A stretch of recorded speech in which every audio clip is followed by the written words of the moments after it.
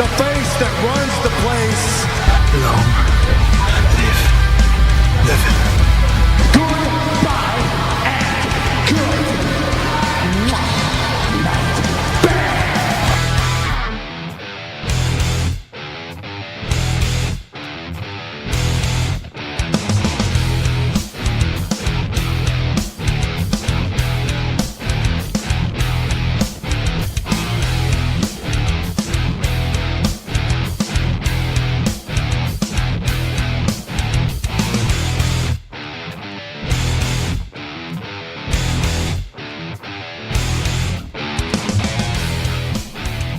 Hello and welcome to another edition of The Kickout with myself, Daragh Maher. That's right, I am introducing the show today. I've wrestled power away from the dictator who claims to have had his chest beaten as badly as Terry Thatcher's at the Contenders show last weekend. That is Dave Cullen.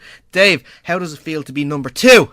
I never said once that my chest was beaten worse. Did you see You've that been match? saying it all week. No. All week you've been texting me and voice messaging me saying, yeah, Daragh, I know Terry's chest is bad, but mine's worse. No, I never said that. I said that everyone else, obviously, that his was beaten far worse. Did you see the picture afterwards? I saw the picture, I saw the match, I saw everything. It was bad. It was way worse. Bad. Way worse. After the third chop, you could see the veins starting to show, or the blood vessels just starting to come to the surface.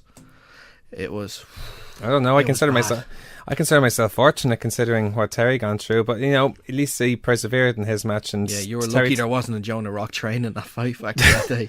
Well, you know what? So lucky. But to be fair, Michael May and Darren Carney hit you pretty hard too. And to be fair, they all hit hard. To be fair, but I heard a lot of times afterwards, so it's like, oh, if Selfie wasn't there, you would have got away with murder. If Phil Boyd wasn't there, it would have been a different story. I'm like, yeah, well, consider myself fortunate for that. So there's one of the things. Now, before we actually get to any part of the show this week, now usually I'm not one to bring up any particular issues that I have on the show. I'm usually very I'm very private when it comes to all that. However, today I'll make the exception.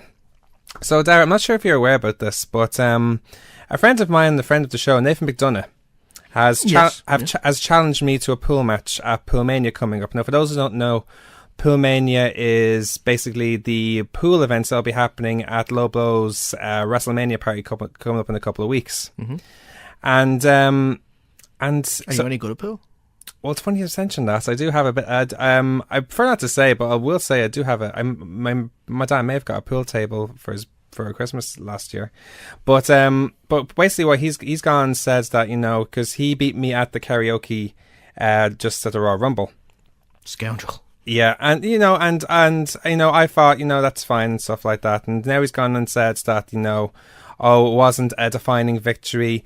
It was not good enough, and every time I've tried to beat you, every time I tried to win something, you've always spoiled it, and I'm like, so Nathan, I hope you're listening to this. Here is my response to this, and you know what? I was going to actually be friendly about this.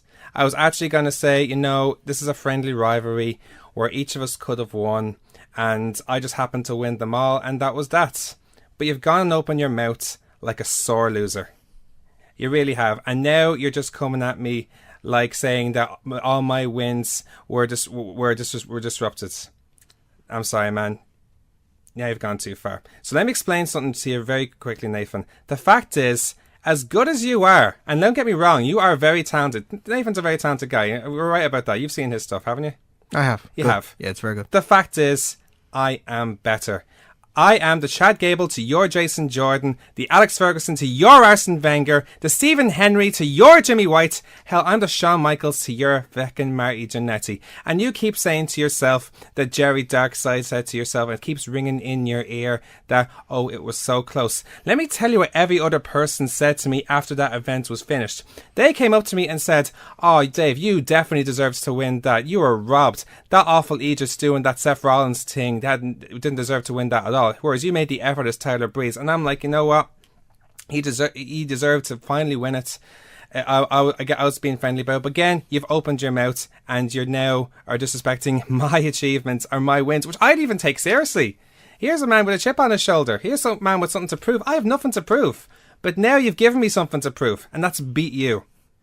That's beat you. So you know what? You want me to take it on Pool? That's fine. You're on. But let me explain something to you, and I want you to listen very, very carefully to this. When I pot that final ball on you, and you cry into your girlfriend's shoulder, everyone who'll be watching that match, everyone who'll be watching that pool match won't be saying how close it is. They'll be saying that it wasn't even close. Now, just hope you understand that. So, Nathan, you're on. I'm coming for you. I'm sorry, I just had to get that out of my system, Daragh. Like, I'm not one for rants. That's probably like the 4th rant ever on my on this, whereas you've like on your 100 and something. But like, so yeah, that's that. Strong words from a very angry man. Well, you know what? He gave me some strong words, and I'm not going to just sit around and take them. There's no more Mr. Nice Guy over there. Hype level has just gone up about 70% now after that round. Well, let's bring it down after all that. No, you got to keep it going. You got to keep it up. Keep that hype up, you know? Well, on that note, we're coming to you live from the RFM studios in the beautiful North Dublin village of Coolock, and I'll be here for the next 2 hours bringing you all the latest news, results, previews, rumors and more from the world of professional wrestling. We'll be giving you all the past week's action from OTT Contenders 7 and all the action from WWE. I'll be previewing events from the likes of OTT, Low Blows, Fight Factory, Pro Wrestling, Uprising Wrestling and Pro Wrestling Ulster. All to come, but first we're going to start, as always, with the news. I hate to be the bearer of bad news. Also, good news, everyone! There's only one place to start when it comes to news this week, and it's Mr. Daniel Bryan. A day that once appeared like it would never have arrived, with WWE clearing Daniel Bryan to be in the ring again as an active wrestler. WWE made the announcement on Tuesday afternoon with quotes of the following. Following more than 2 years of extensive evaluations, 4-time world champion Daniel Bryan has been medically cleared to return to in-ring competition after leading neurosurgeons, neurologists and concussion experts including Dr. Robert Cantu, Dr. Javier Cadires and Dr. Jeffrey Kucher. Bryan underwent a full review of his medical history and received comprehensive neurological and physical evaluations independent of WWE. He was cleared by each doctor as well as WWE's medical doctor, Dr. Joseph Marone. Kucher in particular, who became a huge advocate of his to put together a united front of all the doctors who had examined him over the past 2 years to convince Maroon, the head of WWE's medical, to clear him. Bryan has asked Maroon, who he believed were the leading experts in the field, and would work to gain clearance from them. So, that's it. We're finally here. Finally here. This day that we thought would never come. No, we both said to each other, would he actually ever come back? And I think we both agreed at one stage that no, he wouldn't. Well, I think the thing is, I'm not sure about yourself. Maybe we had talked about him not coming back in WWE. Well, there's that as well. But I think before that we also talked about, well, you know, would we want him to come back, considering what he could be stepping into for the sake of his health. And 2 minutes into his comeback, we were already like, we wish you never lived. We'll get onto that shortly, but at the same time, it's like, ugh, like it's one of those things, like, you know, where now. But the thing is, though, imagine as longer it went, and the longer that we could have that would seem like it was sneaking in there. Yeah. And maybe I don't know about you, but you got maybe a sense of a few hints here and there. Like maybe think, so? Well, I don't know. Like, you know, he's back in WWE. He's all these. Maybe it's not as clear, but all the same, it's like, maybe what if he does come back? What if he can come back? Surely they're investigating it, and we actually heard not enough of being said. Like, oh, he's definitely not coming back. End of story. Yeah, it was never officially said that. Right? Yeah, no, never coming back. He's done. Which, obviously, thankful for as well. Yeah, just trying to think of how I felt when getting the news on Tuesday. It was kind of weird because I'd spent all day Tuesday in work with Peter, right? Who does the Sphere Comic Show. He's been on the show a couple of times as well. Yeah, spoiler alert, we work together. And got home and just get a notification on my phone saying he actually sent a text. He got a screenshot because he gets notifications from WWE, and it's Daniel Bryan cleared to return. And I thought he was messing with me, so I had to hop straight on Twitter and find out. And lo and behold, there's the news. And just looking at Twitter alone and the outpouring of support, the amount of people that, not just fans, but wrestlers inside and outside of WWE, talking about how good of a moment this is. Yeah. And I wish I could remember who tweeted this out, and I'm sorry that I can't remember the person. But they said that finally the good guy wins. Indeed. And that's it. That sums it up perfectly. I couldn't agree more. The good guy finally got some good luck. What's good about it as well is like it's one of these news stories that, like, you know, you're almost you know how everyone has a news story where they remember exactly where they were at that time. Mm-hmm. This is sort of the wrestling version of that. Oh my God, remember the day when Daniel Bryan was cleared? Where were you the day Daniel Bryan was cleared? Yeah. So, and that's exactly. That was you in work. I don't know where I was at the time. I think I was in college, and so I just looked at my Facebook. I'm like, what? Yeah. He's cleared? Well, yeah, it was around like 6 a.m. or something like that, wasn't it? Yeah, it was in the morning. Yeah. No, it was in the evening. 6 p.m., not 6 a.m. Oh, okay. 6 p.m. Sorry. Yeah. So that's awesome news, and we can only we'll get on to how we get on in this first. And people like when you think of that he's back now, and you're already thinking of some of the dream matches he can have. Indeed, especially when you consider how stacked the roster is, which I don't think a lot of people realize nowadays how incredible the roster is. Mm-hmm. Like, you know, you have to go back to the Attitude Eras to see how stacked the roster is now. And even when you think about it in that respect, here's guys who could be top. Yeah. Like, even in the Attitude Eras, they had maybe a limited amount of guys. You could argue. Yeah. Even though there's a lot of guys who are very popular, there was maybe, you could argue it was just Taker, Triple H, Rock, and Stone Cold. Yeah. Who were the top four. Whereas now you have Roman Reigns, Seth Rollins, Finn Balor. Yeah. AJ Styles, Nakamura, Shinsuke. NXT, Adam Cole, Miz. Aleister Black, Miz, like that rivalry they've had for over a year can finally culminate in a match. Indeed. So there's so much to look forward to, and I personally am so excited for this. Like, so never mind. I can't even contain myself what I could be doing, if anything, at WrestleMania. But I think we know what he's doing at WrestleMania. Yeah, but I think we know. On that note, we'll move on. Some news about Rey Mysterio this week. Yes, Rey Mysterio has joined Aero Lucha as both a co-owner and performer. The Tennessean put out an article last Saturday announcing that Mysterio has signed with the promotion. There's also plans to start a crowdfunding effort soon that would allow fans to invest in a minority stake of the company. He says, I think what we are doing with Aero Lucha, being fan-owned, is revolutionary. We are giving the fans something that they have never had before, a voice and a chance to get in the action. The article also briefly mentions that Mysterio was rumoured to be considering a return to WWE, but did not elaborate further as to what the status of a potential return would be with this new venture, I should say.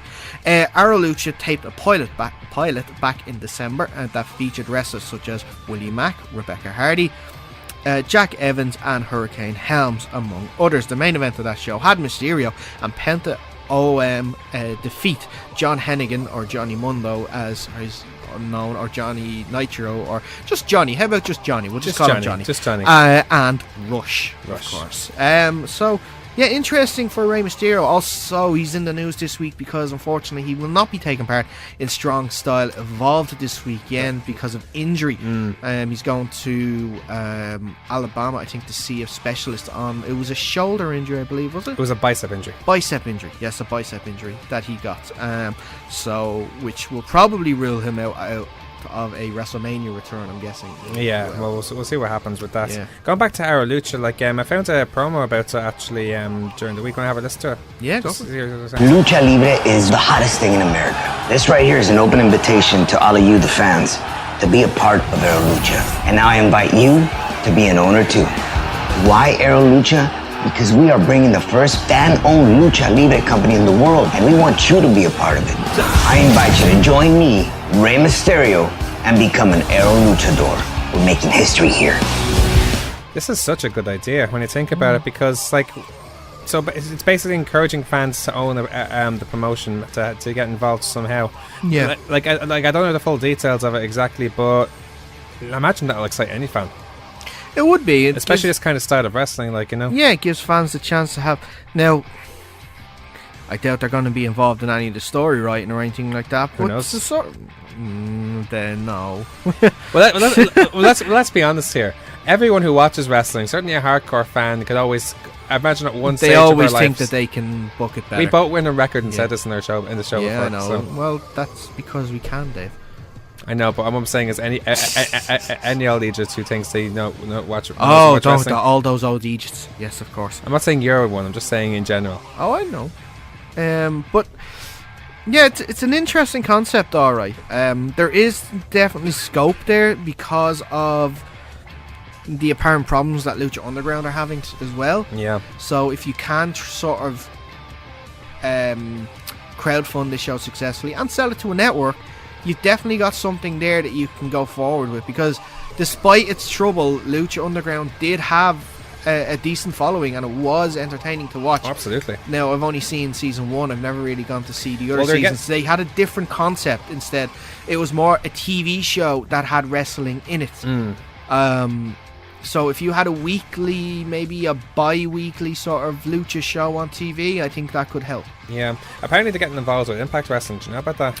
Yes, there's a show coming up. It's Lucha Underground versus Impact. They have a fatal four-way where it's between Austin Aries, Alberto Del Rio, what's his name, Pentagon, and who's that other guy? Like Ray Phoenix? Yes, thank you. That's a class match right Ray there. Phoenix and Pentagon, or Penta OM. I can't remember his new name because he's not allowed to use Pentagon anymore. Is he champion at the moment? I don't think so. I think he might be, but I know those two, Ray Phoenix and Penta, I have know been there's announced a- for their All-In show. I know there's a Pentagon Dark. Is that his name now? No, I don't think so. No, It's just his evil twin or something. I think so, because I think is it Lucha Underground or is it AAA that owns the rights to the name? That's why you can't use it. Well, he probably goes by both names. It's probably one or the other, I think. No, it's because he left one of them, and they left, but they had the rights to the name, so he had to change it. I tell you for Newman for once, which sure, all the same, it's very exciting stuff. So it's be interesting to see what happens there. Like, sir, I can imagine we'll be able to see it anytime soon. So we'll move on then with news anyway. Making things official, WWE confirmed during the week that Mark Henry will now be inducted in WWE's Hall of Fame over WrestleMania weekend in New Orleans. WWE made the announcement via USA Today. Henry was one of the names that had been mentioned as a possibility for this year's Hall of Fame, and he was listed on this year's inductees in WWE's Wrestlemania magazine. A brief history on Henry: he signed a 10-year contract with WWE after competing in his second Olympics as a weightlifter in 1996. His first televised match was against Jerry Lawler in Your House Mind Games, and he went on to become a member of the Nation of Domination Sabre, had a stint in OVW in the early 2000s, and wrestled The Undertaker at WrestleMania 22 in 2006. His most successful run was his Hall of Pain gimmick on Smackdown in 2011, where he won the World Heavyweight title in September of that year before dropping it 3 months later. In 2013, he worked a program with John Cena where he started with his fake retirement promo and ended with a WWE Championship match at Money in the Bank. Henry hasn't wrestled since taking part at last year's Andre the Giant Battle Royal at WrestleMania. He currently works as a talent scout at WWE. Goldberg, Dudley Boyz, Ivory, Jeff Jarrett, Hillbilly Jim, and Henry have now been inducted or announced for the 2018 class of Hall of Fame class, along with celebrity inductees Kid Rock and Warrior Award recipient Jarvis J.J. Robinson. So I'm delighted for Mark Henry, because I think a lot of people have been kind of rooting for him in particular to go into Hall of Fame. Yeah, never really, apart from his the Hall of Fame, never really hit the heights, but still a fantastic wrestler, and from what I've read over the week, a fantastic guy backstage as well. Really helpful. Currently working as a producer as well, is really helping the new guys, especially the likes of Braun, helping him to be the big guy that he is. Yeah. So great news for Mark. Delighted for what was his name? Big Sexy, wasn't it? Sexual chocolates. Sexual How chocolate. could you not know sexual chocolates? Sexual Darryl? chocolate. It was a combination of those words. I didn't get it. I'm sorry. Words. There was a theory floating around during the week that he would start to do his Hall of Fame speech and then give someone the world's strongest slam and say, "No, I'm not retired yet." He goes for another run. I don't accept my Hall of Fame. I'm not retired yet. Exactly. I'm going to be. I'm wrestling Braun Strowman tomorrow. I would love that. Love that. It would be brilliant. Yeah. He's Braun Strowman's tag team partner. Oh yes, perfect. There we go. That could actually work. Yeah. But yeah, I mean, again, I think he's a very receiving recipient. Like, considering like all his different personas like he had over the years, like we mentioned, Nation of Domination, Sexual Chocolates, his Hall of Pain gimmick, like where he was actually it was terrifying like he was when he was in the ring, like so. So I'm personally delighted for him. So it's definitely worthy of Hall of Fame. So it's a good Hall of Fame this year, isn't it? I think that's more or less it now. Yeah, I don't think there's going to be anyone else. At this stage, I don't think so. So A really, really good lineup. I think it's probably the best lineup I've seen. I can't argue with it anyway. In recent memory, for sure. Anyway, for Hall of Fame. Also, a little side note, a bit of news from while we're talking about Hall of Fame. Go for it. Edge and Christian were announced to be the ones inducting the Dudley Boys. Indeed, I heard about this. Yeah. So, which is about right. It would have had to have been them or the Hardys to do it, because those three did revolutionise tag team wrestling, and not even tag team wrestling, but the TLC matches and stuff. So for tag teams. For me, it would either be Edge and Christian, either the Hardys, but you could also make a shout for Tommy Dreamer or Paul Heyman as well. You could, but they were more the ECW days. That's true. And I think if you want to focus on the fact that because they're going into the WWE Hall of Fame, then it would have to have been Edge and Christian or the Hardys. Yeah. So all the same, like it's pretty awesome anyway. Yeah. We'll move on. It's very rare we talk about a story non-wrestling related, but we're only going to mention it because it involves the XFL. Yeah, an interesting story. Before Vince McMahon's XFL officially kicks off in 2020, they already have a rival that isn't the NFL, and in a twist, the driving force behind it is someone McMahon knows fairly well. Dun, dun, dun. On Tuesday, news broke that Charlie Ebersol, producer of the XFL ESPN 30 for 30 and son of longtime NBC Sports executive Dick, will be heading up another pro football league, already armed with a TV deal and set to kick off in 2019. The Alliance of American Football has several major backers, including majority holders of Barstool Sports and the Founders Fund, which includes Peter Thiel, the man who secretly funded Hulk Hogan's successful lawsuit against Gawker Media. The season will begin February 2019 and will conclude in April with games on both CBS and CBS Sports Network. Dick will be on the league's board. He was a major part of the XFL's lone season and historically was a champion for the then WWE programming on the Peacock Network. There is no indication he would be involved with the new XFL, but given McMahon's history with him, that was a likely association in some aspect. It's literally like they made this league purposely to go against the XFL. When you think of the people involved. Yeah, I think so. A former TV rival and the guy who supported. Well, I'm not sure how Peter Thiel has anything to do against Vince McMahon, just because he's associated with Hulk Hogan, but at the same time, it's very ironic. Yeah, so because of the nature of the league, it will be a direct competitor to McMahon's XFL, which was originally announced in January for 2020 return. How this will affect the player pool, potential sponsors, and more will be an interesting story to see play out over the next 2 years. And there is a gap for sure in the market. February to April is the perfect time, especially for if you want to try and get a new sort of season going. And for people who say, for like yourself, Dave, who aren't probably the biggest American football fans, let me explain why. So the league season starts late August, early September in the NFL, and it goes right through until the first weekend in February. It's always the first Sunday in February. That's when the Super Bowl is on. Okay. So Super Bowl is on in February. Yeah. All right. The first Sunday in February. Always the first Sunday in February. Grants. And then from February to April, there's nothing. Now you have the free agency market, which is currently ongoing at the moment. So players who are released from their teams are talking to other teams and stuff like that. It's kind of like similar to the transfer window, in the summer, for football. And teams trade. So that's kind of interesting enough. So and that will keep going for most of the season. But in April is when the NFL starts to kick back into gear, because that's when the NFL draft is on. So if you're not familiar with what the draft is when teams are given choices, or what they call picks, Right. to get players from colleges and bring them into the NFL. Okay. So that's a big time of the year. That happens in April, late April. So you have your season there. You have that bit of time between early February, middle of February, we'll say, and late April. Okay. That there's no football on. There's nothing else. That's the time to go for it. So it's very interesting. It is a good time to do it. It's interesting to see what the Alliance of American Football will be like. I'm guessing it's not going to include any NFL stars. It might include some recently retired NFL stars. Well, they're very clever, as you mentioned, to start in February. Like, you know, like when it's against, when it won't be competing at all with the NFL. Yeah. Like, so they're very smart. Exactly. Like, they wouldn't stand a chance. Exactly. They got trash. But it's an interesting league for players that are released from their NFL sides and still are looking for a team. Are you saying that this is going to be like the, I mean this with the greatest respect, like the MLS, the Premiership? Where players go to retire. Yeah, almost, yeah.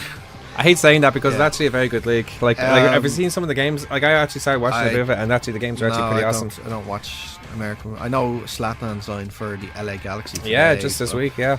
But also I saw this mad game. I don't know who it was between, but it was like one of the games, one of the guys were like 2-1 up, and like after 10 minutes it was 4-3 to the other team. Yeah, so it's madness. So it's getting really good. But anyway, I did see videos of their like fans, because you know, obviously historically football fans are aggressive and stuff like that. American football fans, like, well, American soccer fans, soccer fans are quite well behaved, and their songs aren't as bad as like other countries.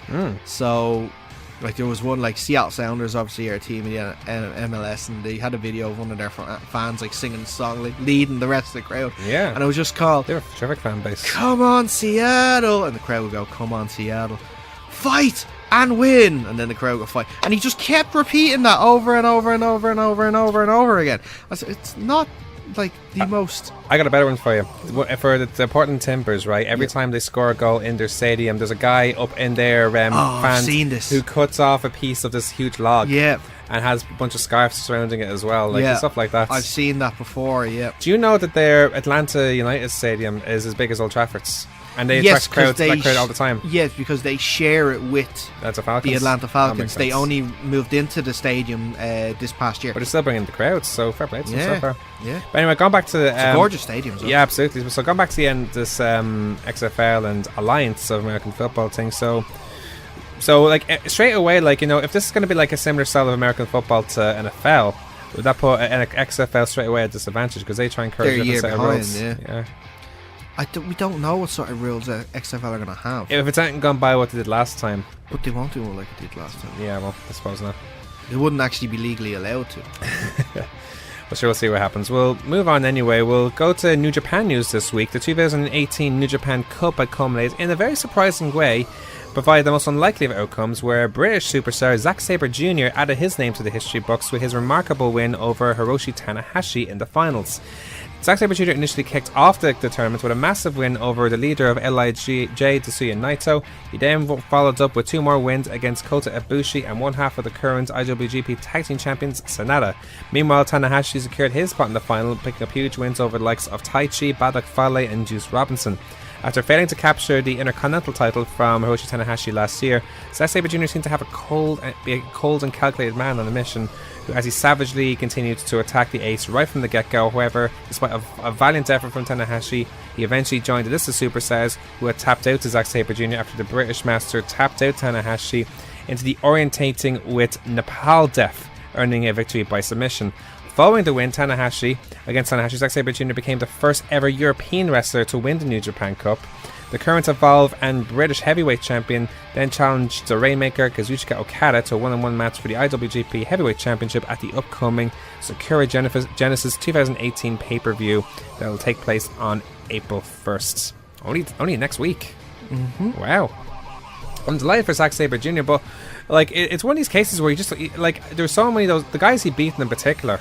I'm just amazed by how he managed to beat them all, and he beat them all more or less cleanly. Like, well, not all of them, but like I think Suzuki Gun were helping him bits and pieces. But in Tanahashi's case, he beat him cleanly. I can't say I didn't see any in the New Japan Cup this year. I saw most of the matches. And what was it? Again, yeah, it was fantastic. Oh, listen, it's really, really good. Like, you know, it's really it's one of those stages where it's really picking up momentum again after the death results from whatchamacallit, from Wrestle Kingdom earlier on in the year. Like, it's now at a new stage now, and they're now coming in full swing with a new different thing, and now it's really getting good again. So, and again, like again, Zack Sabre Jr., who I think is one of those styles that a Japanese fan would particularly appreciate, I imagine, because of its very creative, technical style. Yeah, I managed to beat them all, interference and not by submission as well. Like, it goes to show you, like, you know, because all the guys he beaten, you could have argued they could have won the tournaments. Yeah, Naito, easily. Yeah, Ibushi, easily. Sonata, even he had an argument because he's a good up-and-comer now. He's probably the future of New Japan, you could argue. Yeah. And Tanahashi, who I was actually thinking, when I heard about the final, was thinking to myself, he could easily win this, because I'd love to see one more time Okada versus Tanahashi. Yeah. But no, it's going to be Zack Sabre Jr., so that was pretty awesome. I'm looking forward to this. So he is on a great run. He had a decent G1. And yeah, a very good G1. Yeah. He almost won it, actually. He almost won his side. He almost won his pool, yeah. So they're definitely making the most of him. He's definitely making the most of his time over there, I should say. And it's so interesting to see what will happen now. I don't expect him to win the title, but then again, like, you didn't expect him to win the New Japan Cup. Well, Okada now is on, I think he's on 10 defenses now as IWGP Heavyweight Champion. If he makes his next defense, he will tie the records for most defenses for the IWGP Heavyweight title, which which I thought would be interesting if Tanahashi would be the guy to face him, because he holds the records for 11 defenses. So maybe they're keeping the Tanahashi to break it rather than to keep it to make it even. Makes sense, right? Possibly. Yeah. Possibly. So we'll have to see what happens. But would he be the one to take it away, though? Tanahashi? Yeah. It's a tough call, because I always feel now that Okada has the upper hand against Tanahashi, but there's always that one time. See, that's the thing. Who do you think would be the one to beat him?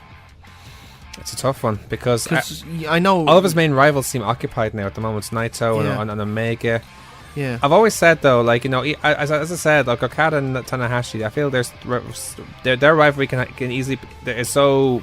For me, that's the rivalry of the decades. Yeah, in the 2010s. Yeah, but and Okada, I think, will always have the experience now, or at least the upper hand against Tanahashi, because he's now starting to age and he's starting to pull over the younger guys. But you ever heard the old expression, "that one time"? I know. Yeah, that's why, like. You would and you wouldn't be surprised. I wouldn't count him out at all. Zack was to actually beat him. If Zack beats him? Yeah. Like you said, it only takes that one time. Who knows? We'll have to see what happens. Interesting days ahead. We'll move on anyway. In the meantime, some concerning injury news actually this week, or at least worrying going into WrestleMania. Yes, WWE champion AJ Styles is dealing with an injury. However, it is unknown as to what the nature of the issue is. Other than that, Styles was backstage at Raw this past Monday, and he was actually on Smackdown, of course, on Tuesday, but on commentary duty as well, and was not taking part in any match or taking any bumps.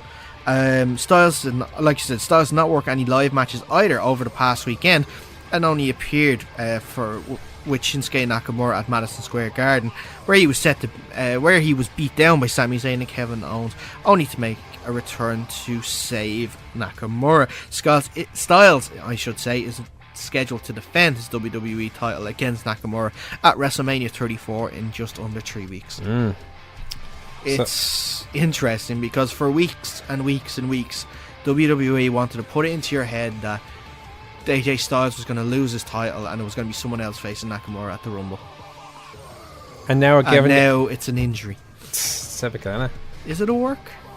I hope it is. I know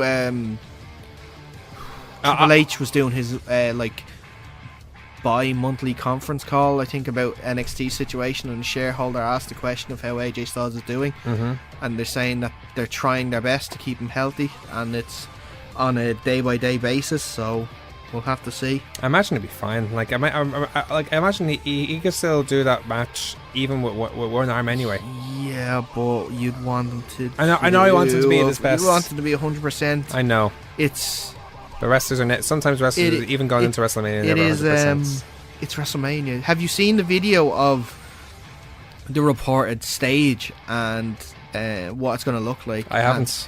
It's and they showed the sort of videos or they showed the entrance of Nakamura and Styles of what it could look like in terms of lighting and stuff, and it looks so good. So good. Like so for example, you know how the WrestleMania, you know how big the Mercedes Dome is, so you can put a big stage in it. Yeah. So you know you think of New Orleans and the stereotypical like Mardi Gras stage where you have those buildings where all of them have the balconies, but they also have like the, what are they called? They're not poles down the middle. So Yeah. It's that. Wow. It's that across the stage, like all purple, green, yellow. Love it. It looks so good. Can't wait to check it out. So good. What I'll do is I'll send you a link to the video during the break and see what you think. I'll do that. So before we get to the break, we'll just have one more story for you anyway.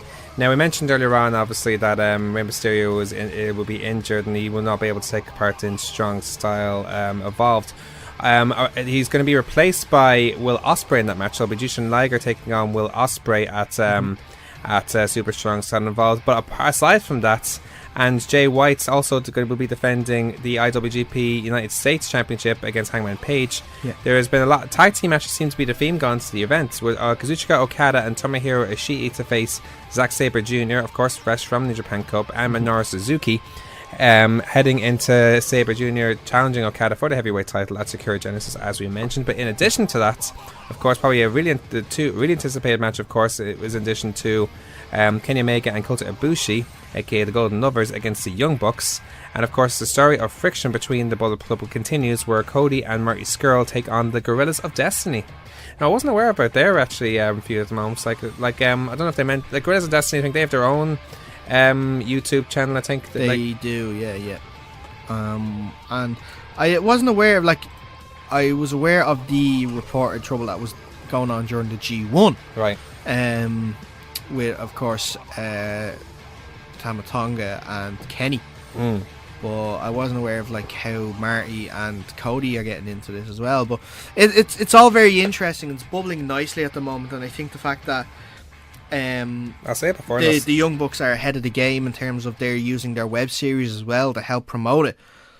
That's why it's probably the most engaging storyline in wrestling right now. For sure. Easily. Yep. So it's really intriguing to get out. It's only this is this weekend, isn't it? Yeah. Oh my This god. Saturday and Sunday. Yeah. Oh my god. I think it's Saturday and Sunday. Yeah. Saturday and Sunday. Yeah. It's amazing when it just creeps up on you like that, isn't it?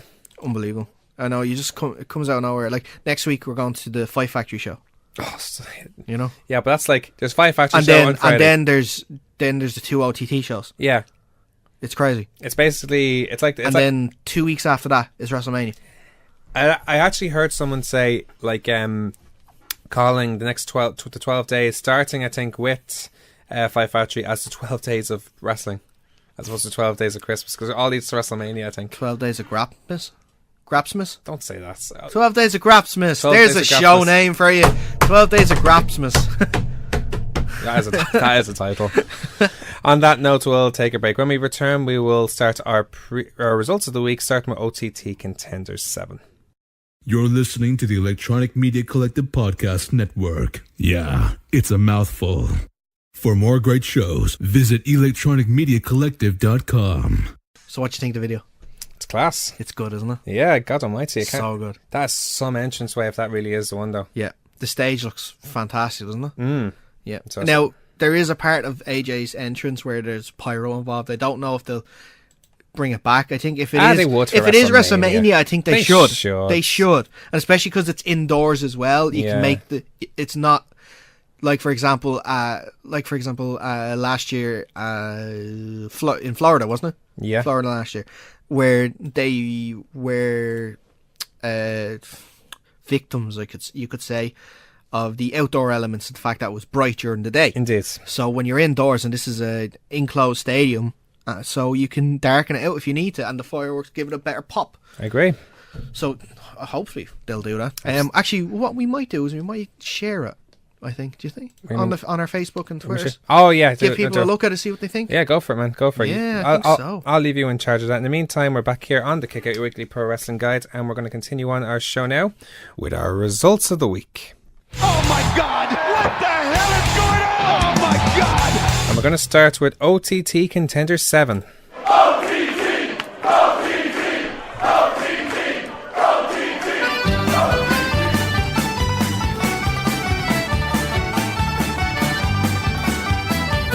On the 4th of July, 1806, we set sail from the sweet cove of Cork. We were sailing away. It's only appropriate. It was post Paddy's Day. Know yourself. Of course.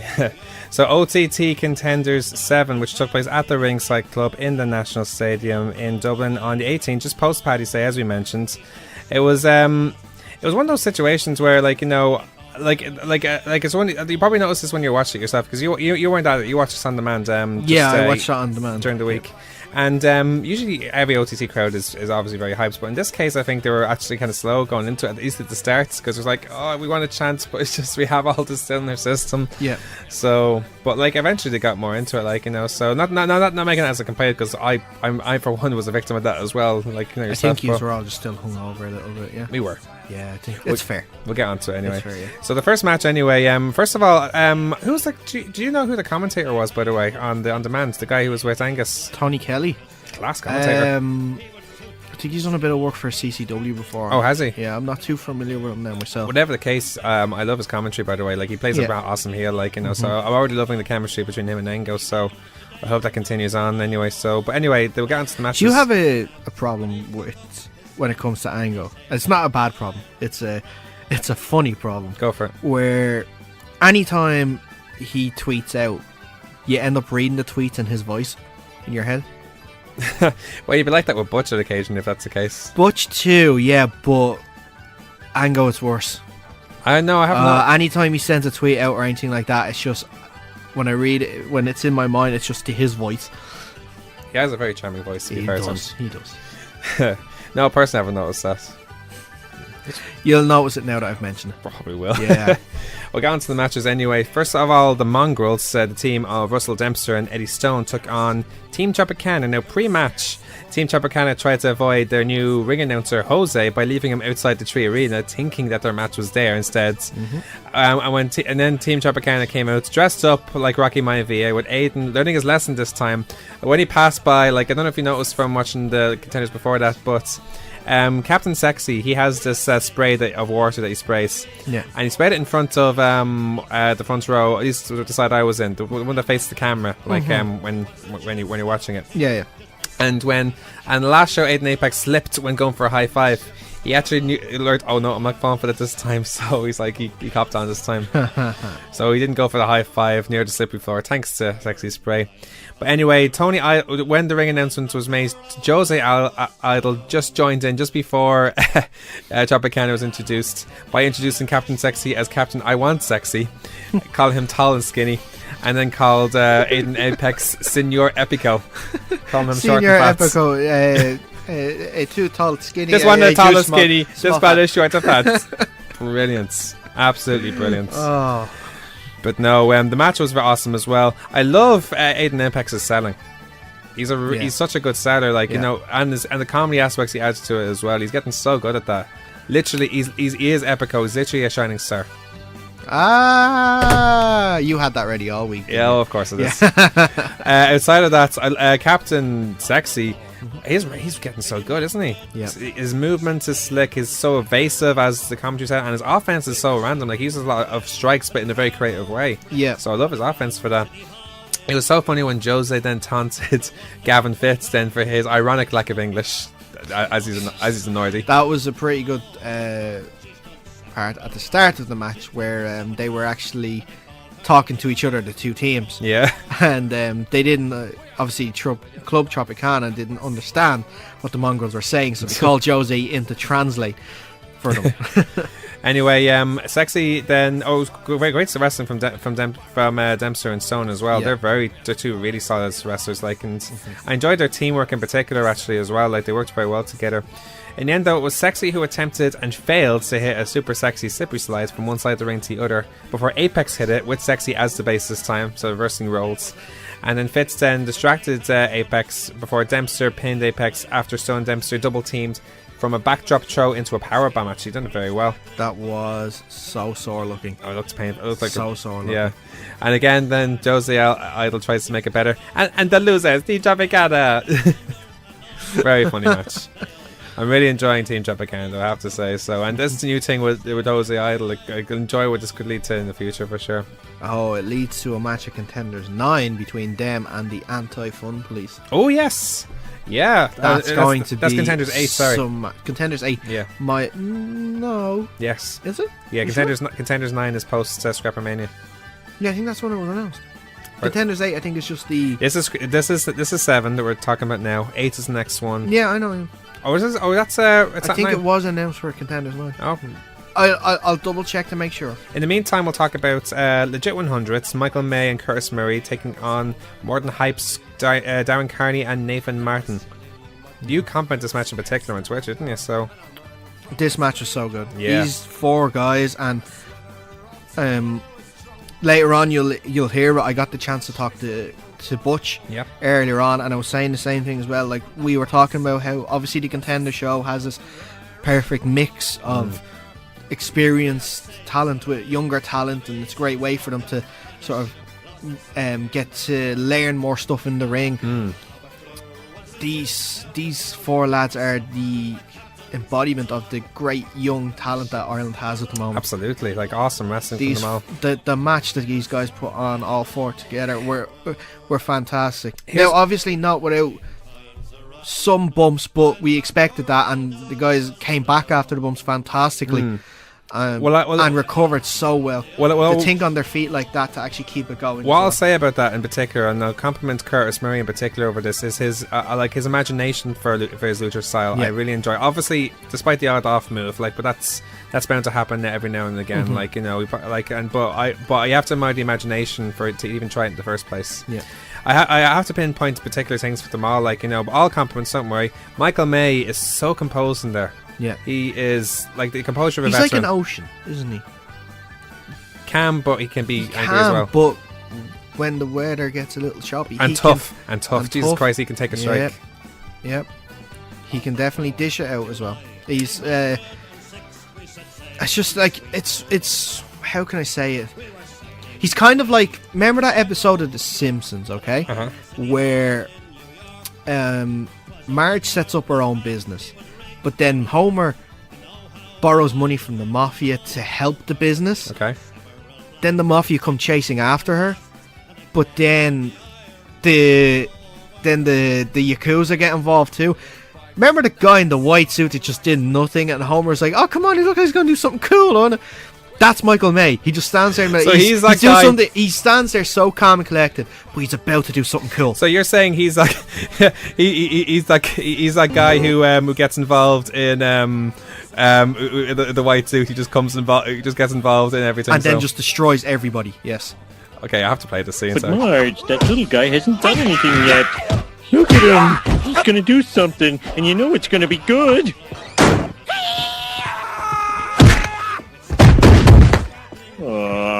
That's exactly it. Exactly it. Although Michael May's not a small man. No, he's not a small man at all. Other things I have to point out, the technique in particular for Darren Carney, I think, is beautiful. Like, I think of all four of those men, I think he has the most flawless technique. Yeah. Like, if I was to point out Nathan Martin, what I really like about him is he has the passion he has. It's like he has a huge chip on his shoulder.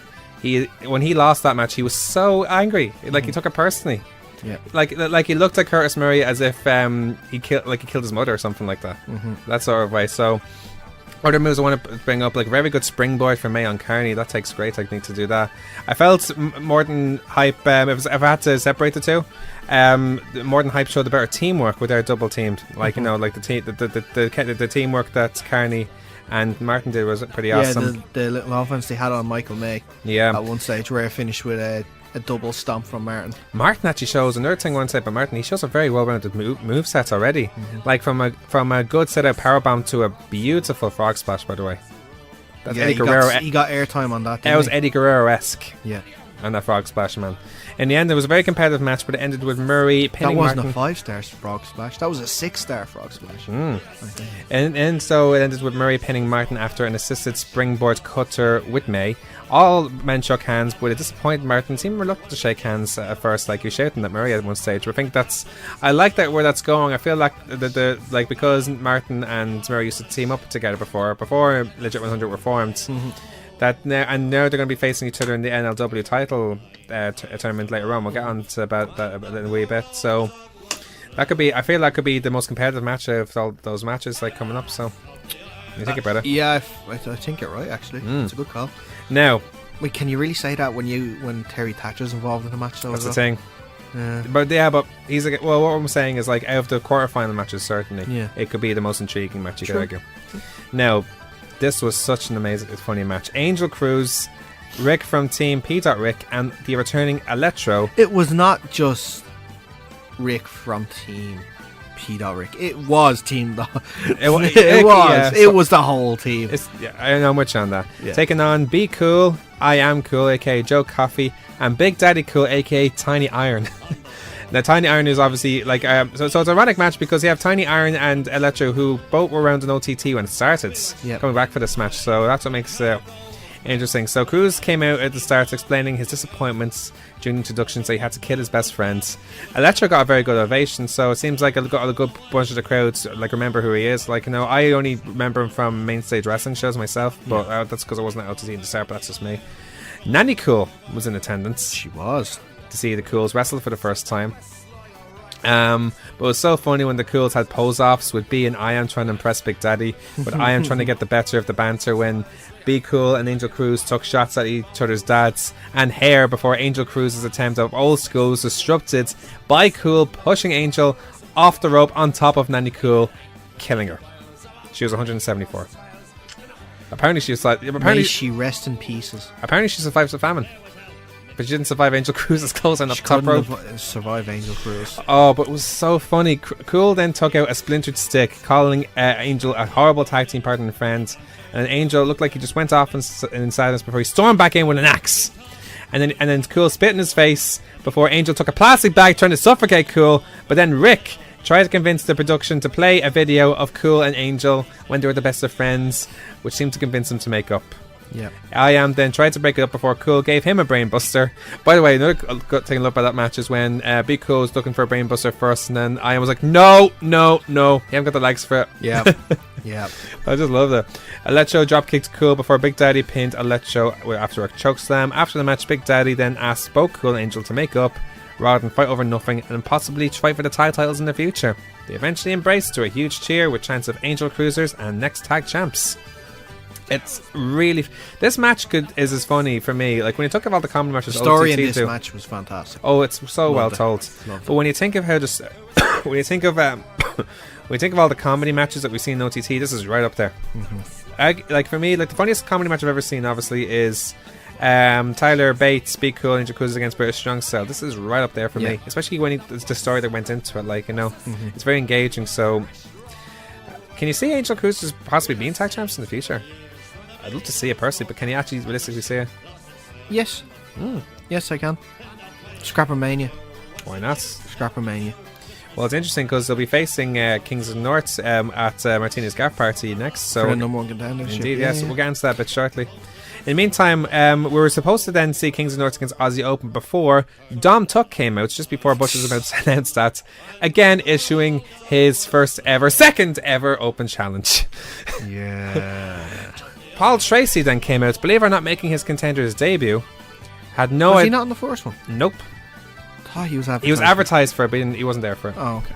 I had no idea who Tuck was before Tuck said that he's going to stick the Tracy's silver spoon up his arse before slapping it in the face. Tracy squashed him in no time after Rainmaker. Yeah, it was kind of like it was a child getting beaten up.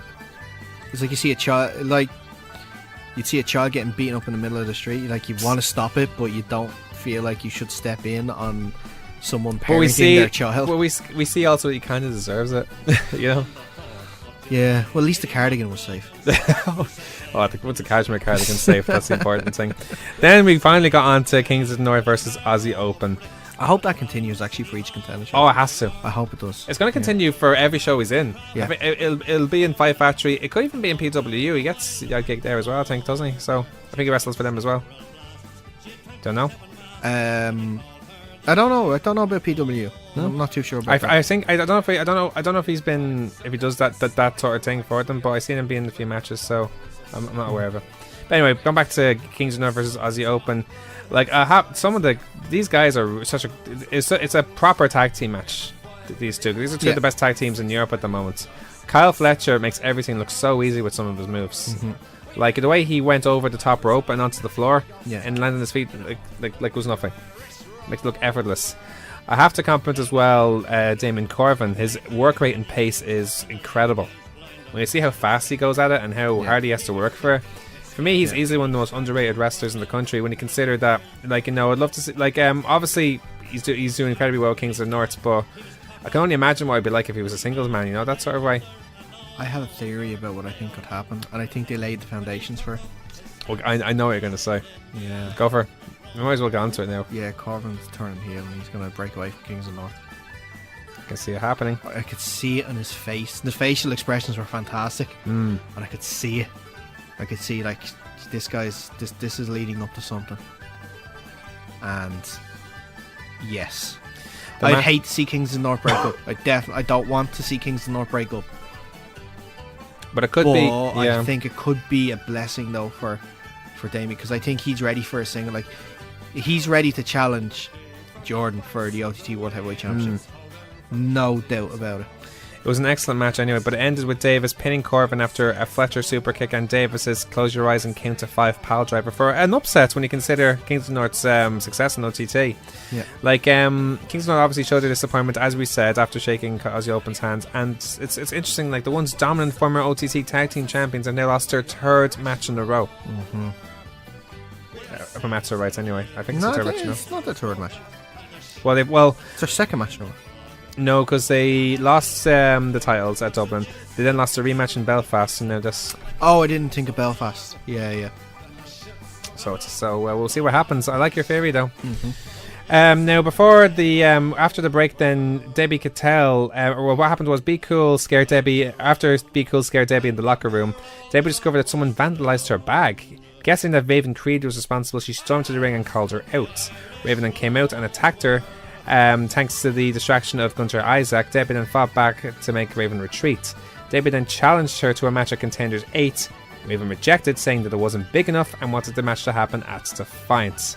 Debbie accepted biatch.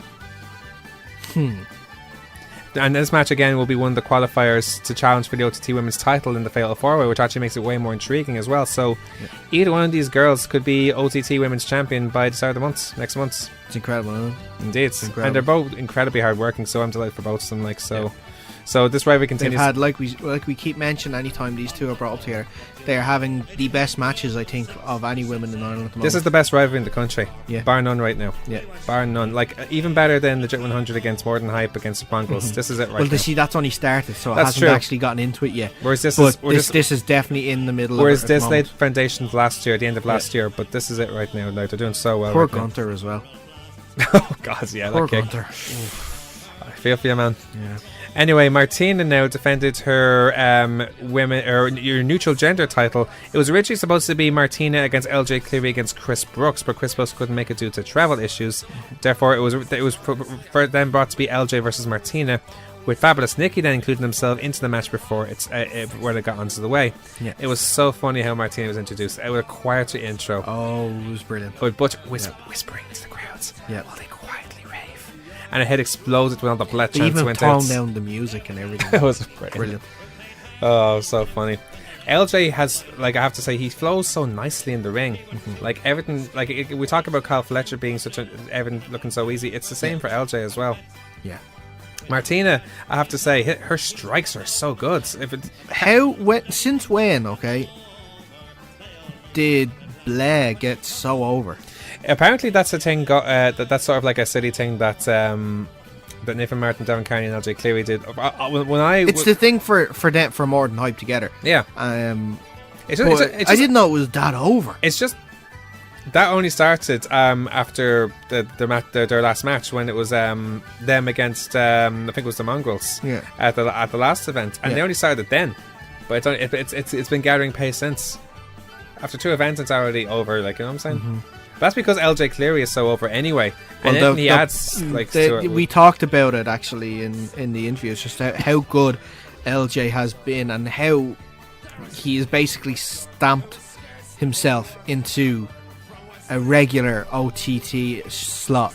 Absolutely. On Contenders, on main shows, on anything OTT do, he'd be there now. Absolutely. And I think he did that when he had that match with Trent Seven at Homecoming. Oh, absolutely. That was the defining match for him, I think. I think so, absolutely. Like, but going back to Martina, like her strikes are like Cassie's Ono, like those forearms.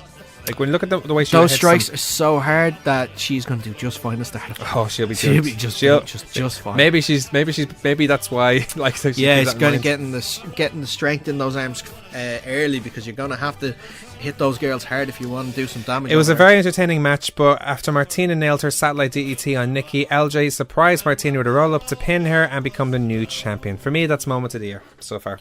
The pop alone. Oh wow! I was so shocked. Like, I think no one expected.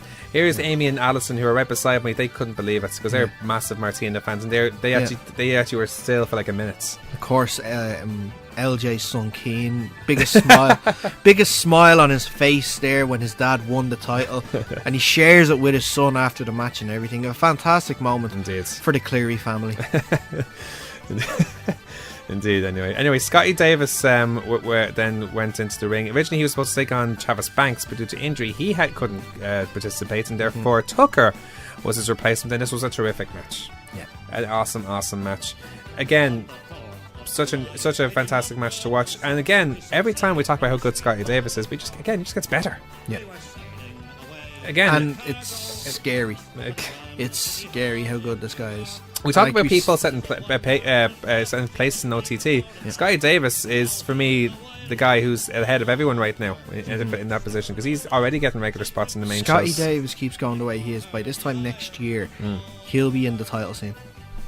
Well, he could be in the title scene as it is. He already is in the NLW. I'm talking about the heavyweight title scene. Yeah, that finisher he landed on Tucker in the end, though, where he reversed into a version of the Crossroads, and the way it landed, like, actually looked like Tucker literally hit his head hard. Like, so awesome match, and it looked like it was all respect after, until Tucker took a bit of a heel move and super kicked him in the end. Well, he does have to show him who's the more experienced one. Indeed, yeah. And he does have to bring him back down to earth a little bit. Yeah. So it makes them more intriguing. So I'd love to see them again in the ring sometime. And the main event, Jonah Rock making his OTT debut against Terry Thatcher. Now, earlier on, Thatcher pleads to William J. Humperdinck for a chance to be in the NLW title tournament, but Humperdinck wasn't sure and encouraged him to prove himself against Jonah Rock. And this I compared this match to Joe Coffey against Michael May last year, where it was like Michael May just wouldn't let go. Yeah. Like, even though Joe Coffey was well in his capabilities to keep at him. Yeah. This was so much more intriguing considering the size difference. Here's Jonah Rock, who's twice the size of Terry Thatcher. I think 320 pounds to Terry Thatcher's 150. Yeah. And by God, he took a 321 to 150. He took a beating. I thought my chops were bad. My chops I took were bad. Mother of gods. Pardon my language, but I think the worst one was where he threw him on top of the bar. Oh, it was so. But again, the more he took, a moment of silence for the lost nipple of Terry Thatcher.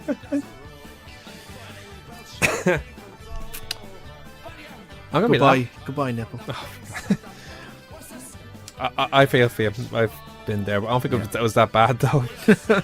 Anyway, in the end, it was obviously Rock who won, but you have to admire the fight back of Terry Thatcher. And in the end, he did earn his spot in the tournament. Obviously, Johnny Rock praised him afterwards. Everyone praised him afterwards as well. So, and in the end, then William J came out. He announced the tournaments, and this is what the matches will be. Terry Thatcher, earning his spot, will take on the Mongols Eddie Stone. Doug Williams will take on Michael May in a rematch from the previous Contenders show, so that's going to be an interesting match, actually. Yeah. Nathan Martin and Curtis Murray, I think, is a match I'm personally looking forward to the most, considering I think there's a bit of a rivalry brewing between them. Yeah. And Scotty Davis will be taking on the winner of Chris Ridgway and El Fantasmo. Now, that's a match that's going to be taking place at Martina's Gaff Party coming up next week. So that's a really open book, so could go either way for that one. Anyone could win from that one. I heard today from Butch as well. What's that? That this is not Terry Thatcher's first run at the NLW title. Oh, no, yeah, he's the most experienced out of all the Irish guys there. Yep, he had which not many people realise. 2015. He challenged then champion Paul Tracy for the title, which I did not know. I did know that, actually. Not a lot of people realise that because Terry Thatcher's he's in his, I don't know, he's probably somewhere close to our age, maybe in his 30s. I'm not too sure, but he's the most experienced for sure. But now he's finally getting to show as well. And he's just as good as them all, as far as I can see. So awesome show. I said it before and I'll say it again. The Contender shows are getting so good. So good, and when you consider the value of what you're getting, considering what you get from the main shows, the tickets for that are what, €15, compared to maybe 25, and everyone gets a seat. There's a carvery. Even though it's a family oriented show, you can bring a younger audience. It's just as entertaining, and the wrestling is top notch. Exactly, top notch, and it's only getting better. I can only imagine what's going to be like when all the guys in Contenders are going to be at the main show, because boy will that do well. They're in a good place. It's in exciting times. They're in a good place. Very exciting times. On that note, we'll take a quick break. We'll be back with more results of the week, starting with WWE Raw. In the future, roving bands of comic book podcasts will savage the wasteland, once known as the Internet.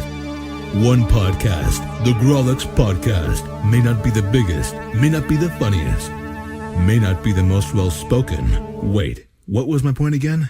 Oh yes, the Grolix Podcast. Listen to it at grolixpodcast.com. That's GRAWLIX podcast.com. We're back here on The Kickout, your weekly pro wrestling guide here on 90.3 Near FM.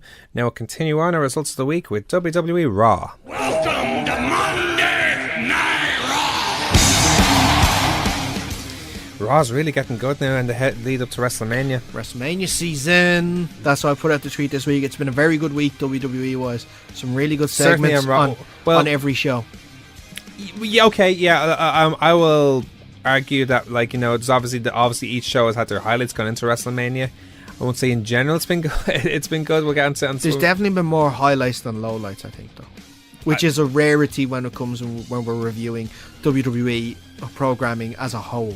Well, there is obviously a lot of talking points. That's for sure. We'll first start off talking about the Angle Reigns Brock situation happening first. Yeah, it's an angle that I thought would happen. I predicted it a little different.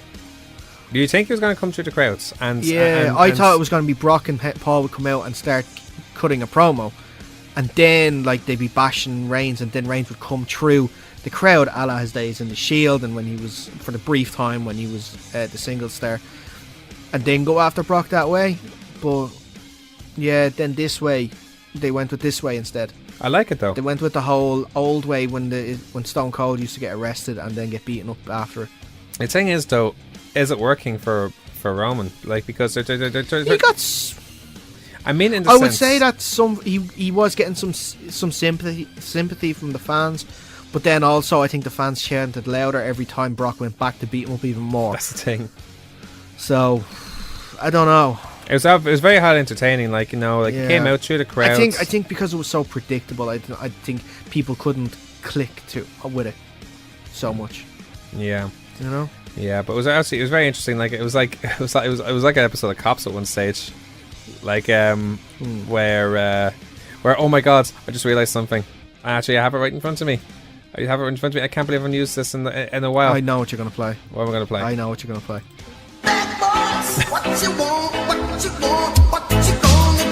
Let go of me. We haven't played this in the longest time. We only played this for heel turns.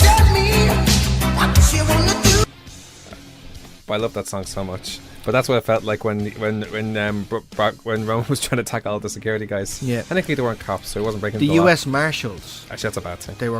They were actually US. Yeah. Interesting though, the US Marshals were there to arrest to arrest Roman very quickly. Yeah. But when Brock was beating up Roman, he was nowhere. They were nowhere to be seen. That's because they were all dead. From an elbow. If those US Marshals were dead from an elbow, then they are poorly trained US Marshals. Well, let's not forget, this is Roman Reigns. Yeah, but he didn't use Superman punch. It wasn't a Superman elbow. The fact is, they made the US Marshals looked weak compared to Roman. They made Roman look strong. Roman booking. It's Roman booking. Oh god. But anyway, again, it's very intriguing. Like, I'm all for this story going forward. Anyway, Alexa Bliss took on Asuka pre-match. Bliss apologised for what she said about Asuka. She's sorry she didn't speak the truth sooner, saying she doesn't feel bad at all and loved humiliating her, and how she never liked Jack used her. Like, quick turn promo type style, I think it's got to be like spaced out more. Think so? If there's too many too close of a time, then people just I think it might just become old and stale really quickly. I see what you mean. Like, but at the same time, they have to intermatch sooner rather than later. So, oh no, I know they do. But no, it's just the style of promo that she was doing. Like when she did it at Elimination Chamber, it was fantastic because you didn't see it again. She did it again now with this one, and we kind of saw it was coming. I know, but what I mean, it could be a case where now next week she becomes maybe it's not a good idea, and then she ends up turning. Yeah, see, that's the thing. Like, it's the same style. I think it's okay if you space it out, but if you do it every week, that's when it's going to become a problem. I can't see her doing that for the next 2 weeks, though. Let's be honest. No, it's probably not her decision, so. Yeah, your point. Yeah. The match itself between it was actually a competitive enough match. Like, in the end, though, it was Asuka who got the ankle lock, made Bliss misplayed the ropes but rolled into the floor. Mickey helped her leave, and then it went into a count out. We win for Asuka. It was a good match. It protected both Bliss and the events with Jackson. Obviously, it kept Asuka undefeated. Worked both ways, served its purpose. Can't complain with that. Post-match, Jax rushed out, screaming like a behemoth. Yeah, she was. No, she's angry. She's angry. Yeah. You don't talk about a woman's waist. Don't bully. Just don't bully. Yeah, this is what's going to happen. You just don't bully. It's a sensitive subject. It's ironic that your ringtone just went off over that. Yeah, it was, wasn't it? Idea. Yeah. Ideas. Sorry, I thought my phone was on private. Anyway, sorry. Anyway, later on, then Bliss complained to Kurt Angle about the situation. Angle was saying, "Nope, screw this. It's going to be you and Jax for the title at Mania." Good. I like it. I mean, we thought it was going to happen, and it's right. Hopefully, they go through with what should happen as well, which is Nia should win the title. Yeah, absolutely. Like it only makes sense. Now, Braun Strowman took on Cesaro one-on-one pre-match. Braun said that he killed all the tag teams last week, earning the shot at Mania. They talked about last week's destruction and saying that they had to make him. He feels he doesn't need a partner. But then the Bar arrived saying that he may have won the Battle Royal, but doesn't mean they can beat the Bar. He don't care who he chooses, but he doesn't stand a chance. And the match itself, was actually a pretty good match. But it was what it was, perfectly solid build up to the match with Strowman catching actually Cesaro with the power slam for the win. So he caught him mid-air and stuff like that. So it's a pretty cool match. Yeah. I like this that they're going to keep it coy for the next little while of who it's going to be. It should be last minute. Leave it till Mania. Let people think, oh, it could be this one, and then change their mind. No, it's actually going to be this one. I still think it's going to be Elias, but I'm going to keep it Elias. No, I like your Elias idea. Is actually making a lot more sense this week. I have to say. The revival. You said James Ellsworth, didn't you? Which actually got me thinking the other day when I was walking home from work that someone predicted this a year ago that James Ellsworth and Braun Strowman would end up being a tag team. And that was on Low Blows. Really? Yeah. So Rick, if you're listening, you did. I remember you mentioning that, and you did mention it last year that you'd probably see those two in a tag team. I actually hope it comes true, just so that prediction is right. That'd be so awesome, though. You mimed that horribly. Yeah, I did. We all heard it. What I was going to say was it's Ask Rick on Ask Low Blows. Yeah, makes sense. Revival took on Titus Worldwide. Was what it was. It wasn't much of a match. It was what it was. Post-match show, Revival was asked about their path for Mania. They said they're the most qualified for the title shot, and announced that they'll be part of the Andre the Giant Battle Royal. Yes, we're the best tag team in the division. We're going to sweep the tag team division. We deserve a tag team title shot. We're going into this singles battle royal. I think they intend to be the first tag team to win it, if that's where they're going by. Best of luck. Now, Sasha Banks and Bayley took on Sonya Deville and Mandy Rose. Now, but obviously before the match, Banks and Bayley finally got to depth about the whole situation regarding the what happened, but what's going on between the two of them. Where Banks cut a promo saying that people talk about their issues face to face and they're best friends and she wants to fix things. Banks said that she wanted to win Elimination Chamber. Bayley wasn't being her best friend the past 2 weeks. Banks says that she's the bigger person and forgives her and offers the handshake. Bayley then says she was angry and she didn't cost them their matches. She can't get over the fact that Banks did what he did to her in the chamber with such contempt. She gets why she did it, but she doesn't understand how Banks did what she did in terms of like the face she given her, and the look and the smirk that Banks gave her literally ate up on her. Banks smiled and she can't get out of her head. And they're supposed to be friends, and she can't understand why it was so easy for her. This whole situation reminds me of that exact situation. Yeah. Now imagine again when Bayley was climbing up the cage and trying to reach for help, and then Sasha Banks kicks her down. Yeah. You ever seen the movie The Lion King? Yeah, we talked about this. Yeah, that's what it was. Yeah. Long live the boss. Kick. The match itself, there was a... It wasn't if it was... the quote was long live the king. And it was long live the boss inside. Before... Yeah, that's because he was the king and he got pushed off. So wouldn't it be long live the hugger? And then kick? Instead of long live the boss? Yeah, either way. I know, sorry, I'm being very exact on No, I'm with you. Yeah. I didn't know you were such a Disney fan. Of course. I'm 26 years old. Of course I'm a Disney fan. Toy Story was my childhood. Star Wars. Yeah, me too.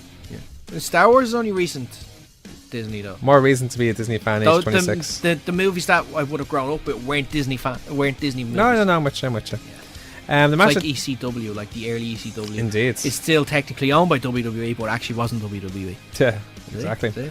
Logic. The match itself, then, there seemed to be a lot of back and forth between, more like blind tags between the two of them. In the end, though, when it broke down, Bayley had a backslide, but the ref was distracted. Bayley argued with Banks. Deville slammed Bayley into Banks, and the kick finished Bayley for that. So it was good. It continued the whole issues between the two. Do you still think Bayley's going to be the heel? After this promo, it makes you question it a wee bit. I like what they're doing. They're actually making you think each week. It's the same. It's like similar to the Braun thing. Like you're thinking each week who's going to be his partner. Each week for this, you're thinking who's going to be the heel. I'd still want to see Bayley go with a heel, but at this stage it wouldn't surprise me if it was Banks again. It really wouldn't. I think it should be Banks. Now John Cena came out with a segment saying that as long as the WWE there is a WWE Taker has meaning. But Cena has the answer. Said the answer to his challenge has been silence, which is he says is the biggest mistake Taker's ever made, and Taker should not only get off his arse and give him an answer, but the fact that he hasn't is disrespectful. Him and the fans, and if you retired, say no because everyone will understand, but if not, say yes and give the world what they want to see. Otherwise you're not the god you're made out to be. You're simply just a coward. You let everyone down and you're not a god, and you can barely call yourself a man. Such strong words. He really wants that match. He does. It's John Cena being a class John Cena. Yeah, he's one of the best. When he has a promo, he can be as good as anyone in the world. Exactly. Out comes Kane. He wants an answer. Chokeslam. Leaves. That's the right type of Kane. None of this trying to sort out a plan with Braun Strowman how to take out Brock Lesnar. None of this stuff. Just Kane comes out, does his business, leaves. By the way the crowd is reacting to it, this match between Cena and Taker will get them popping.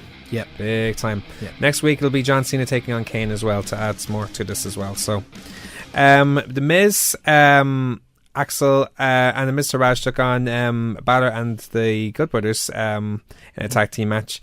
Miz, his classic Miz, does a promo saying he gets no respect. He's upset he's not in the Wrestlemania magazine. He doesn't get a one-on-one match, and he hasn't been pinned to lose. He doesn't have to be pinned to lose the title.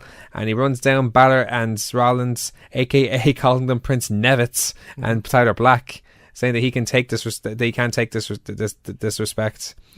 Like, and as for the match itself, like, it was Balor who gets the hot tag, working over Dallas, hitting the tope. Miz takes the ref, allowing Axel to crotch Balor. Miz attacks, but then gets run into Axel, and Balor rolls up for the pin. And then the Miz Roger attack post match, but Rollins makes a save, and then hits Miz with the blackouts. But then Rollins tells Balor that he owes him one now. Which he sort of does. I like. It's like a sort of rivalry where there's a bit of banter, which I like. Yeah.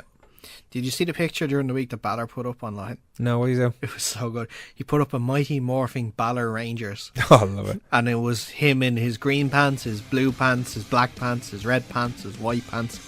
Was it like 5 or 6 of them? Like, six of them, yeah. Cool. Doing the same pose, you know, when he's like hanging on at the side of the ring. Oh, really? Yeah, there. It would be cool if they all did. If he had like them all doing different poses, like, and that were all photoshopped in. Yeah, like the 5 Power Rangers would have been. It was brilliant. One offbeat thing. Ronda Rousey was in the training video with Kurt Angle. It was like a personality promo thing. Remember that whole thing that WWE did where they said that Ronda Rousey was going to be on every Raw leading up to WrestleMania? Well, apparently she was here 2 weeks. Well, apparently she was in this Raw off broadcast. Yeah, she was there after it went off the air. Yeah. And I watched it with Dana Brooke, and it was awful. It was awful. More for Dana Brooke, because she can't do a promo to save her life. I'm sorry, but she can't. Yeah, no, it was bad. It felt a wee bit forced, if I'm honest with you. Were you there? Did you watch it? I did. Yeah, it was there for the crowd. Pretty much, yeah. It was just there for the crowd, yeah. Now, Ultimate Deletion. Finally, something Jeremy Borash can do with a real budget and a top-notch production team, apparently. Did he plan that out? I don't know. I'm only guessing. That's with you.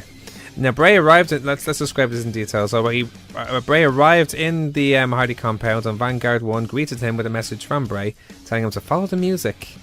As Rebby played the piano, as Matt waits in the ring in the woods, saying, "Bray Wyatt, I knew you'd come." What I loved about this is how, like, they even heard, like, all the piano songs included Bray Wyatt's theme as well. Did you notice that? Did it? Yeah. Oh. But, like, it was so...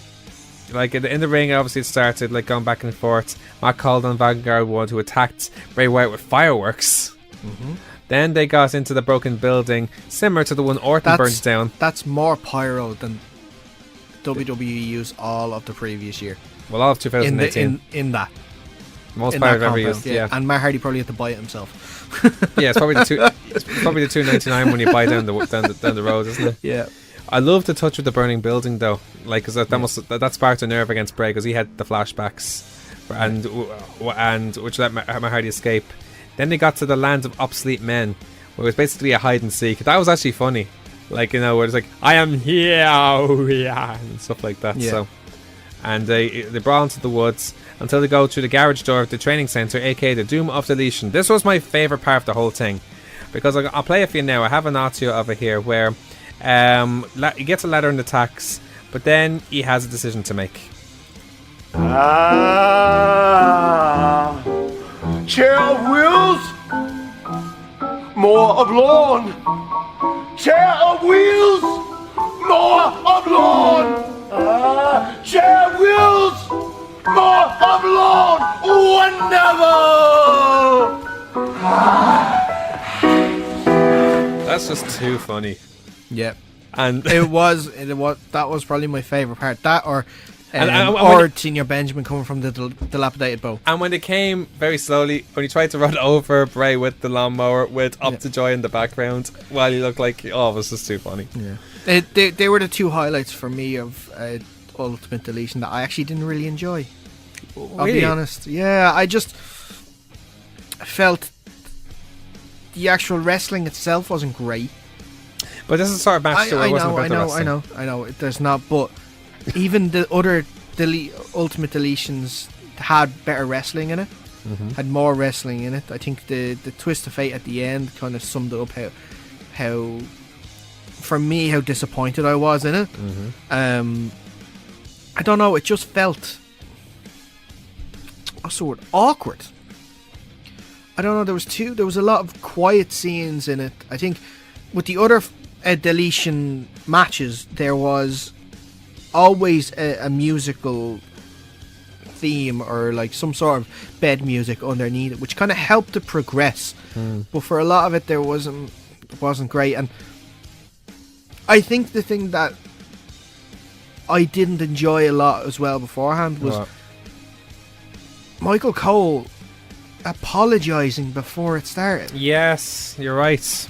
I'm with you 100% on that. And supposedly Vince wasn't the biggest fan of it either. That's why he got, because obviously Michael Cole is Vince's mouth or went on commentary. Yeah. So he obviously would have told Michael to apologise, and supposedly, I haven't seen this because we don't have Hulu here. No.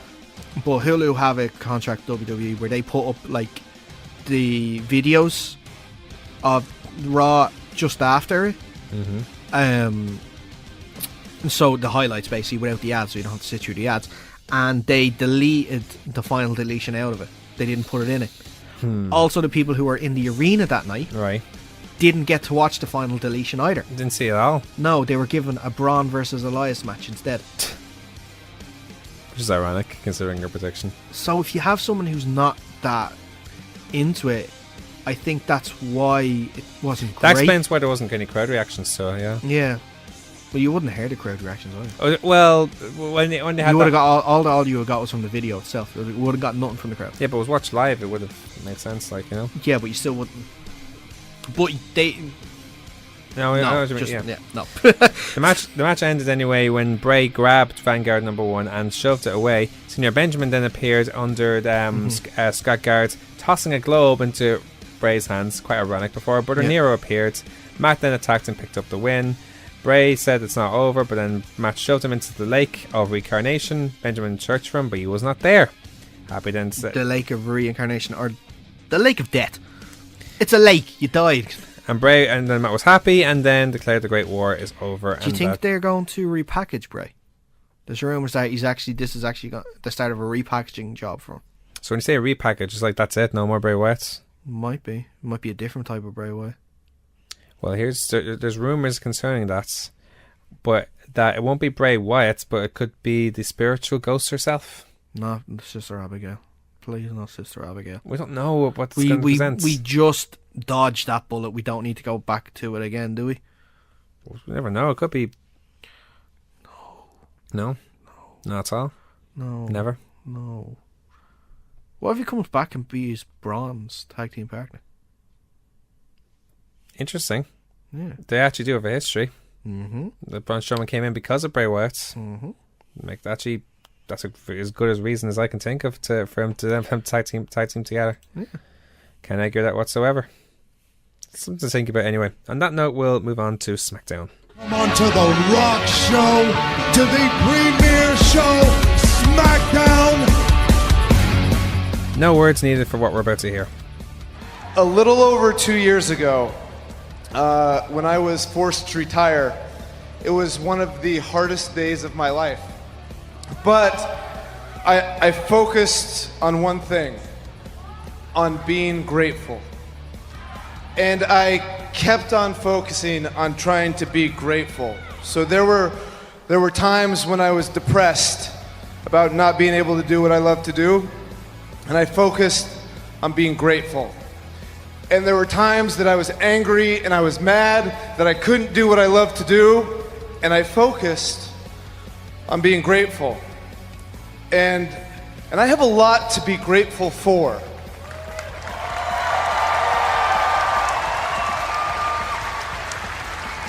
I have amazing family. I have amazing friends. I have the best fans in the world. And I also have an amazing, beautiful wife.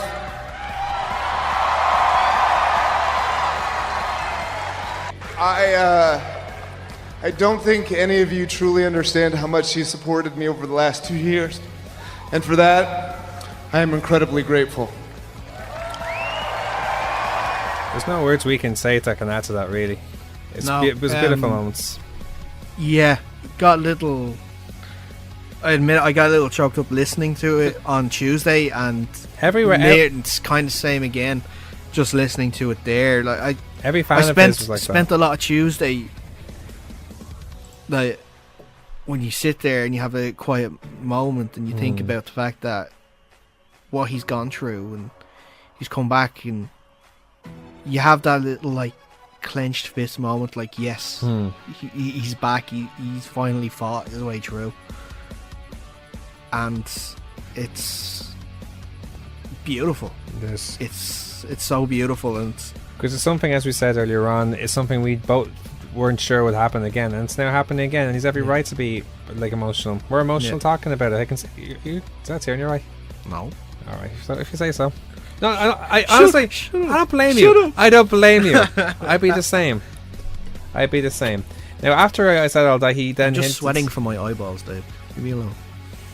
Fair enough. He also anyway he went on to say after that now he doesn't know, he isn't sure when or where he'll get back into the ring, with all the fans chanting at the Mania sign and chanting Wrestlemania, but he doesn't know if that will be the place. Nice picture moment there that they got, and they got it perfectly of Daniel just looking at the sign.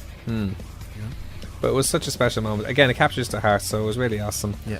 So it's exciting times to see how things will go on. Interesting enough, and I love what Dolph Ziggler did afterwards. Backstage, Bryan, when talking to Charles Robinson about when Kevin and Sami arrive, Dolph congratulated Bryan, but said he can't wait to beat him.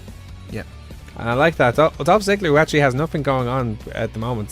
It's a good line to do, yeah. I like it. Indeed.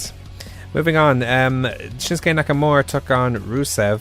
One thing I want to mention, I don't know if you noticed this yourself when watching SmackDown, but it seemed like almost everyone got like no entrances at all. Like they're trying to fill in those 2 hours, like almost cramping everything in, like the point we're taking the entrances. Like everyone was coming back from an ad break entrance, really, wasn't it? Yeah, and to be fair, one thing you have to understand as well, that SmackDown is under a lot of pressure when you consider that Raw has all this flexibility, but then here's SmackDown, who has Mixed Match Challenge and 205 Live straight after, so they're under a lot of more time pressures than Raw would be, like I imagine. So give the devil its due, but at the same time, like it doesn't make for great TV all the time, like, you know what I mean? Yeah. That's just but that's like a criticism within reason, like, you know what I mean? So this match, like it was what it was. Like Nakamura looked for the armbar, Rusev rope, and Nakamura cradled him for 2 for the win. Good back and forth match.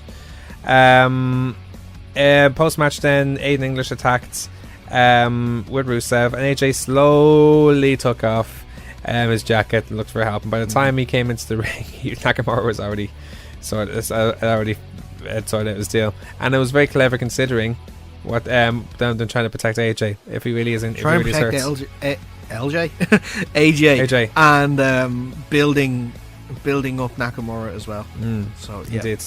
Baron Corbin took on Ty Dillinger. This is the match I'd rather not talk about. End of days, pin. The finish alone just proved that it's not a match we should talk about. Yeah. Then moving on. Well, I'll just say I feel sorry for him, but it can only improve. We'll move on at that point. Just like it was on the show, that was a time filler. Yeah. Charlotte took on Natalya in a non-title match. Good matches they always have between them. Charlotte cut her. I'm loving this, by the way. What? I have to give this special praise as well. I'm loving this. The way this match played out, I'm loving the way this story that's telling at the moment. That Charlotte has Asuka in a couple of weeks, but she's got to be so careful. She's got to have eyes in the back of her head. Literally. How can she get ready for the undefeated Asuka when she has Carmella there? Yeah, so when the superplex connected between the two, I think it was Natalya giving the super. It was Charlotte. Natalya giving the superplex to Charlotte. Yeah. Both are down. Carmella runs out with the referee. Charlotte takes her out, which allowed Natalya to roll Charlotte up for the win. Therefore, not making an official cash in. Yeah, loved it. It was brilliant. It's very clever. I love the tease, like, you know, because we haven't seen a tease in a while between the two as well. When you think about it, so didn't she try to cash it in another time? But yeah, she tried like 3 attempts at this stage, but it's been a while since the last one. Is what I'm trying to say. It's still a tease. It could easily happen in Mania as well. Mania, yeah. Although I wouldn't want to spoil that would match. Technically be then, if it goes to what I would think would happen. What? Then Asuka wins, and then technically Carmella would be one to come out, and she'd be the one to break Asuka's streak. See, here's the thing. That could happen. Here's the thing. Asuka and Charlotte is too good of a match for use for a cash in. See, But the match could be over. It doesn't matter. yeah, I admit that's different. Yeah, that's what I mean. Like, Asuka wins the title. The I'm match thi- is over. I'm- They've had a great match. It's done. Asuka's laid out because she's just had the match of her career with Charlotte. I'm just thinking of being similar to like what could be if it was like a Seth Rollins cash in No, situation. it's more like a Randy Orton against Daniel Bryan situation. Okay, that Except makes more sense. the referee won't be pedigreeing Asuka. You know? Luke Harper took on Jimmy Uso 1-on-1. Was what it was. It kept the rivalry going to WrestleMania. Okay. Is it Harper or is he Luke Harper? We don't like the graphics say Harper. He gets introduced as Luke Harper. What is it? Did they get rid of the names? Is it just Ronan Harper, or is it gone back to Luke Harper and Eric Rowan? I'm not sure there's a decisive name between everyone right now. Yeah. Some call him Luke Harper, some call him Harper. Yeah. Simple as that. Like Apollo now, and instead of Apollo Crews, but now it's Harper instead of Luke Harper. Like, what? What do you want from us? What do you prefer? If you're gonna like, it doesn't matter what it doesn't matter It's what not WWE what do. I prefer. It's not what I prefer. I just want consistency. Okay. That's what I want. You're asking a lot from WWE, I have to say. I know, I am. I'm sorry. I shouldn't be expecting so much. Jimmy head up on top, was cut off, then Harper followed up, slammed him off the post, killed him then with a lariat for the win. Kept the momentum going into WrestleMania. That should be interesting. It looks like New Day Usos and Butch and Brothers for the tag titles. Looking like it, yeah. That's one trio I'm looking forward to. Then you have the US title, which I'm not sure is when you compare It's kind of a load of nothing, really. When you compare it to the other trios, the match of trios, it seems like a lot. Well, of if you triple compare threats it are to happening. its sister or brother's name, is brother type, the Intercontinental Trio, like, chalk and cheese right here. We're looking at. Yeah. It's crazy. There's so much in this tree with Balor, Miz, and Rollins, but Jinder, Randy, Bobby. You know what's ironic about this as well? You know how we've talked about how SmackDown would seem to be copying a lot of what Raw would do. This is what like the lazy writing, which we talked about before. Yeah, like the best example I could think of would be Absolution compared to the Riot Squad. Although Riot Squad are doing very well lately, that's a different story. This is sort of the same thing with the IC title compared to the US title. Yeah. Can they not just do something different? Why does it have to be these three guys? Why does it have to be a triple threat? You're right, just was 1-on-1 between Orton and Rhodes. I wouldn't mind that match again. That was a good match. Basically, it was just but Jinder had to have his WrestleMania match after the year he's had. I think WWE were going, not saying it's deserved. Well, yeah, I'd say it's deserved. He actually, I didn't like him as WWE champion, but he wasn't a total bomb. He actually did have some moments despite the poor quality of matches. Well, he certainly put himself over, saying he made sacrifices to get his WrestleMania chance, and how he gave the WWE title glory and made SmackDown the premier show. Bobby Roode then arrived. Yeah, I don't think the house that Jinder Mahal built has a good ring to it. Oh. Yeah. Bobby Roode then arrived, saying Mahal is the true hypocrite, before Orton came out saying that no one respects Mahal because he gets all the help from his stooge. Then Mahal then shoved Singh into Orton, and Orton hit the draping DDT. Orton and then Roode teased their finishes to each other before having a standoff. It was okay, but it wasn't compared. Just of all the triple threat situations, it's the bottom of the heap right now. Yeah, exactly. That's been Well, to be fair, of all the matches that have been announced, bar the two battle royals, it's probably the one match I'm least looking forward to. Everyone calls it their bathroom break match. I think that's what I think. It was your rival that actually tweeted it out, and it was a very good point that you made. Yeah. Nathan, he said that the lines in buskers are going to be massive for the Jacks when that match is on. And it's kind of how it's become full circle. The women's matches used to be the bathroom breaks, so not anymore. The men's are. No, because I said last week. Or the Jinders are. Asuka and Charlotte is, for me, the second most anticipated match for me going to Mania. Behind AJ Nakamura. Yeah. for sure. Naomi and Becky Lynch took on Sarah Logan and Liv Morgan. Simple enough match, quick and simple. Becky dumps to the floor. Ruby followed Logan back in and cut off Becky. Becky gets the armbar. Naomi takes out Liv and Logan taps. It's just build up to the women's Royal Rumble. Story is these are all in the Battle Royale, so they have to have matches together. Now, then Kevin and Sami were then called to the ring by Daniel Bryan.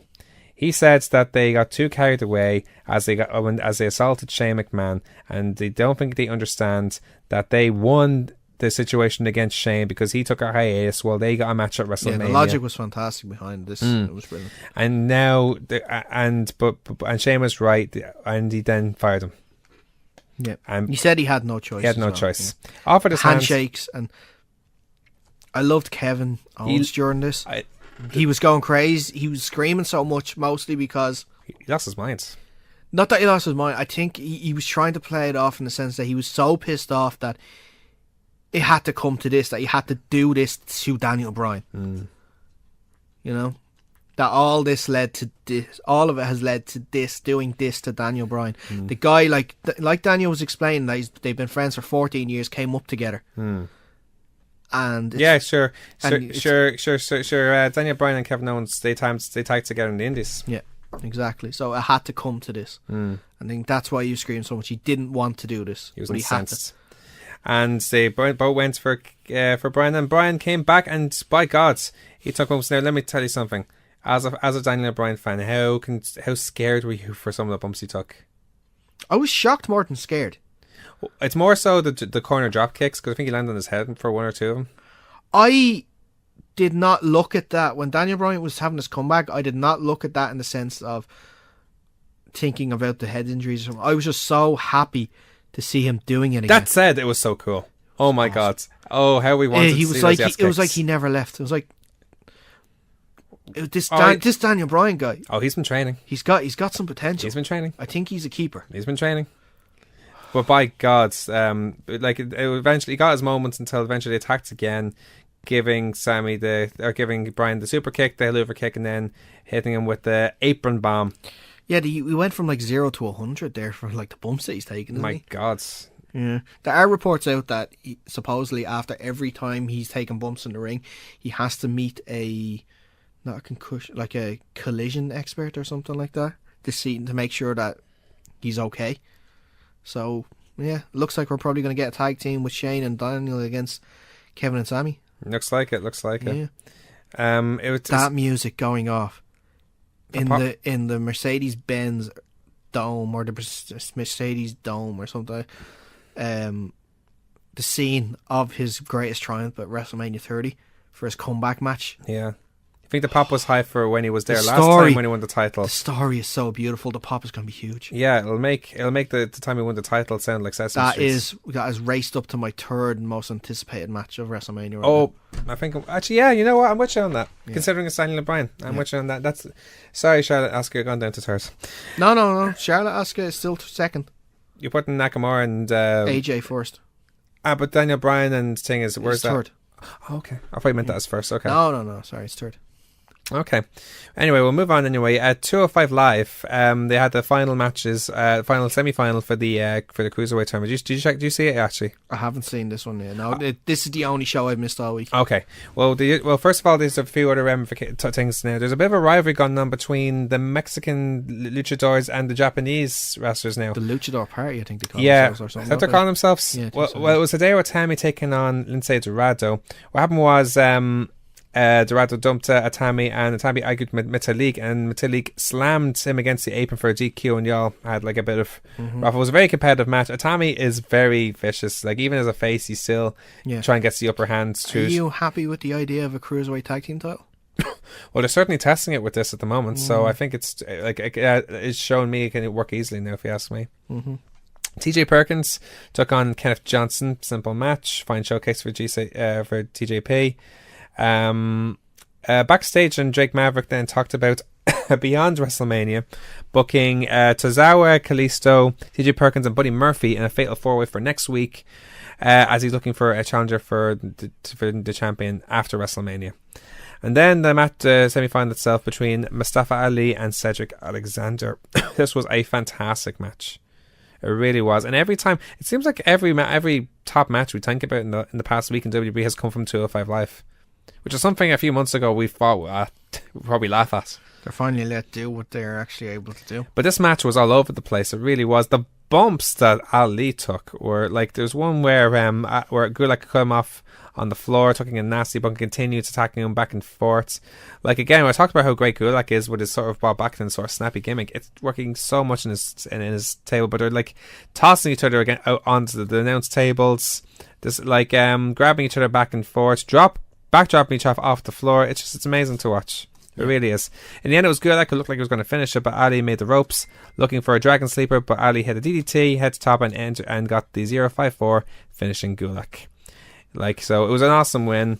And then Ali said that he's not going to WrestleMania, we're going to WrestleMania. A good finish. So it really was, and it did such an excellent job building the finals. It was an excellent tournament story, and I really cannot wait to see this match between Alexander and Mustafa Ali. That's I really, really hope, and I'm probably speaking too high here, but I really hope that match isn't in the pre-show. It doesn't deserve to be. No, I think I'm hoping it's not. I hope maybe the 2 battle royals will be. Yeah. But no, this match definitely deserves to be on the main show. Yeah. Even a show opener. I think this match would be great as a show opener. Yeah. But then again, we said that about Aries and Neville last year, and that was the very first match. Maybe they learned their lesson. See, that's the thing, because... Actually, you know what's going to be a pre-show match? And I'm going to call it now. What? Is the US title. The way it's going, it should I be. think it's going to be a pre-show match. Even with Randy Orton? I know. I think that's the only thing that might hold it back from doing it, is that Randy's involved. Yeah. But, yeah, I think it could be a pre-show match. It should be. I think that and the men's battle royal should be a pre-show match. I think they normally have 2 pre-show matches for a 2-hour pre-show. The thing is, as well, when you consider the Cruiserweight title, I can understand maybe why they put it down in the bottom as the first match last year, because you could argue that it's probably the least significant title in WWE. Now, because 205 is building up so well, it has an argument. But we think it's building up. Is it building up where it counts? That's the thing. It'll have enough time to build up for the rest of the casual fans. Yeah. That's why it might still be in the pre-show, unfortunately. Obviously, I hope it's not, but it probably could be the case. Yeah. Who do you think's going to win it, though? Alexander's doing too well. As much as I love Mustafa Ali, I think Alexander deserves it way more. Okay. That's my opinion. Okay. Who are you for?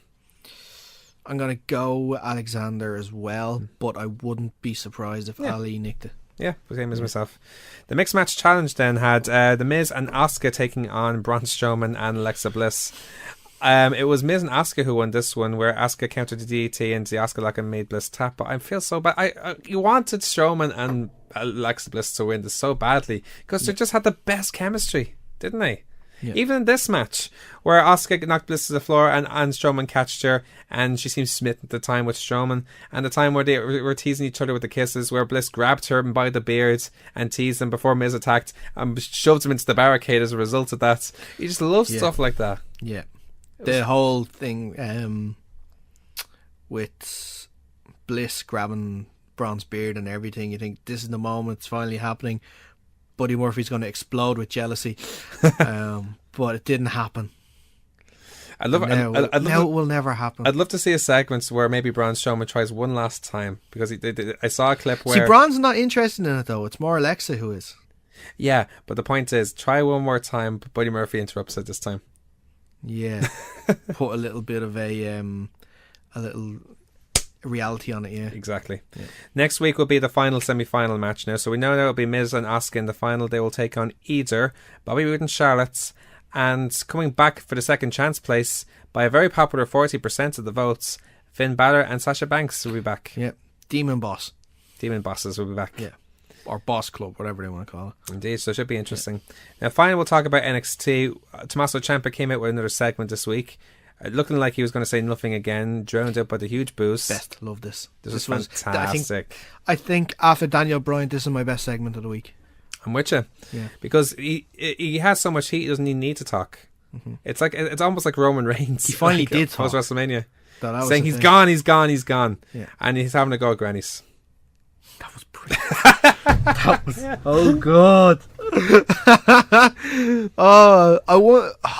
You can't beat him. Just putting the thumb down. That's Just brilliant. Brilliant. And then he just went about ripping all these people's signs until he ripped off another sign, and it happened to be Johnny wrestling with a mask, and he attacked, and then the crowd, and then nice the left kid came in. hooks as well. Oh yeah, Nice left hooks. simple, short, effective. Yeah.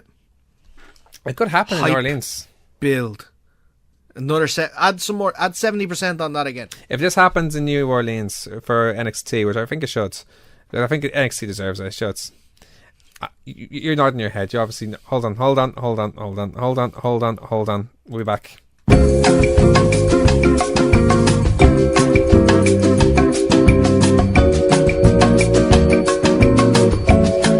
I just realised you told me that last week. Yeah, I did. Yeah.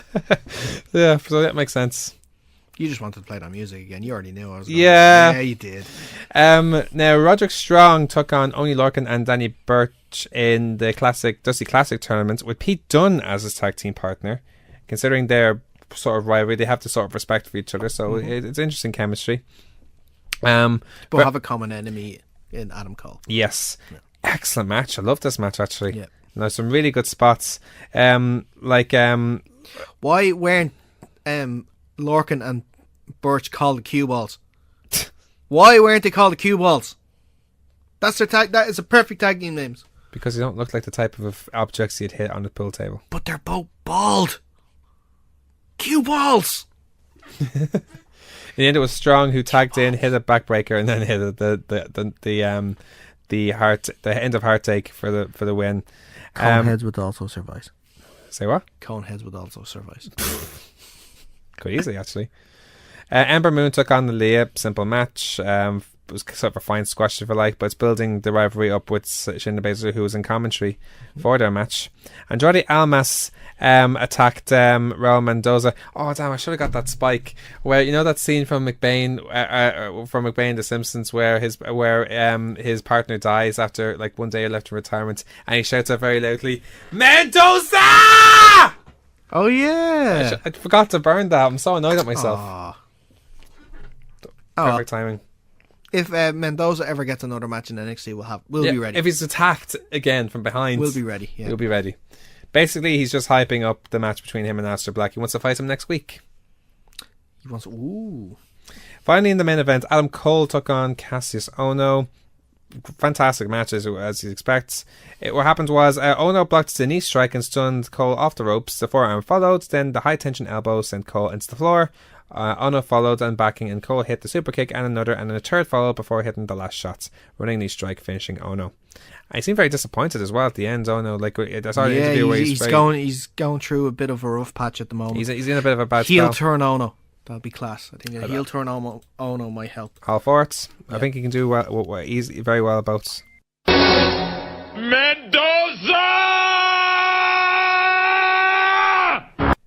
I appreciate what you tried to do there. Although it's like too stop. No, it made a comeback. It made a nice comeback. How about you play it now then? We just did play it now. Oh, all right. Okay. Just play it there. Play it again. You want to play it again? Play it again. Mendoza! Now imagine that's not McBain. Imagine that's Andrade Almas saying that. So. Why would Almas be saying that after attacking Mendoza? Because he's angry at him and he wants to be out of the way. Mendoza needs like a tag team partner, and then him to come out and because see, Mendoza would have had to have been the one to attack. Yeah, see, it doesn't work. Look, we got to play this thing. I'm happy. It doesn't matter. Yeah, we're happy. Yeah. We're happy. Logic's out the window for this one, guys. Sorry. Next week, there's a few bits and pieces. Aleister Black and Lars Sullivan will both be in action. Lars Sullivan making his return from injury. Well, Aleister Black will be live next week. He didn't say if he's going to be actually in ring action. I'm guessing going to have a little bit of a fight between him and Almas. Also, the Dusty Classic semi-finals will take place, where it'll be Street Profits against AOP and Sanity to take on Strong and Dunn. Both class matches, actually, so I'm looking forward to both of them. Sanity against Strong and Dunn is going to be class. That'll be an interesting match. Yeah. So, but that's all the results of the week. Now let's swiftly move on to our previews of the week. Why, look at what we have here, folks! On the line, I have resident OTT announcer Butch to talk about, first of all, Contenders, and then we'll look ahead to the Easter weekend shows. Butch, how are you, man? I'm fantastic, enjoying my Friday off. And you're spending it talking to me. I can't help but just feel a little honoured by that, man. Thanks for taking the time out to speak to us today. So, yeah, we'll talk a little bit about Contenders just last week. Of course, Contender 7. It was also sort of in coordination with the Outer Space Odyssey show that was unfortunately cancelled due to the bad weather. A really, really fantastic show. Now, I didn't get to go to it myself, but I caught up on the OTT On Demand service. And some fantastic matches. Oh, brilliant! It was a fantastic show because it did have the Contenders feel, but also you had the mix of, you also had the mix of like the star power with the Kings of the North, Aussie Open, and the 6-man tag match that was meant to be at Outer Space Odyssey, which got interrupted by the snow. But yeah, it was good. It was a great mix, and Jonah Rock as well. Yeah. Yeah, Jonah Rock for sure. That match, I don't know how Terry Thatcher's still alive after that, but I hear he's still breathing. He is. His chest is still a bit raw, but he's still breathing. He's still going, and he's still training very hard, I hear. Yeah, for sure. And as we saw during the event, he went out there to try and impress William Humperdinck to try and get involved in the NLW title bracket, and I'm sure he would have been impressed by Terry's showing and resilience, especially throughout the match. Yeah. Yeah, no, it was brilliant. I mean, he did impress, and this is not that many people noticed, but this is going to be Terry Thatcher's second attempt at going for the NLW Heavyweight Championship. Now, he does have 3 matches to get there, I think. He has some pretty hard obstacles, but in May of 2015, Extreme Super Show, he actually just, Paul Tracy was in the ring and he just challenged him to a match there and then on the spot and had an NLW title match. Wow. I did not know that now myself either. So probably in the bracket, he's probably the most experienced in it, going for the title anyway. Albeit it might have just been one match, but that experience does count when it comes going for a title. It's him and Doug Williams. Doug Williams has 20 years experience, and then you've Justy. I'm sorry, and Terry Thatcher. It's incredible. It's incredible the amount of experience that is being mixed in with these lads. Yeah, for sure. And that's the thing. The mix alone, it just is perfect for the Contender shows itself, because that's what we've seen from all these shows so far. We've seen the experience mixing with the youth and showing them what is to come in Irish wrestling, especially. And that now that you mentioned it as well. Mentioned it during the show, or during what you just said there when we're talking about the up and coming, the tag match between Nathan Martin and Darren Carney from More Than Hype going up against the Legit 100 of Michael May and Curtis Murray. I think that match as well just shows how healthy of a spot that Irish wrestling's in right now. Oh yeah, it is. I mean, these are 4 lads that have kind of been training for between a year and a couple of years, and really being able to showcase what they can do, And I thought it was great. And Legit 100, no matter what combination they're in, it's fantastic. As is More Than Hype. Yeah. Yeah. And we see that Nathan and Darren especially have this bond with LJ as well, and it's a great team. Yeah, exactly, and especially with the guys training together over there at Fight Factory too. They definitely have gotten a bond there together, and we obviously saw as well with the other member you just mentioned, LJ winning the gender neutral title against Seshmont Martina and the fabulous Nikki. Fantastic! It was a fantastic reaction, and I'd be lying if I said he didn't deserve it, but he did. He's one Irish wrestler who's been trying to, bringing out his personality and what he can do. And he's been doing that a couple of years in kind of underground. of in Irish wrestling, and now he's in OTT, and like he took the ball and he ran with it.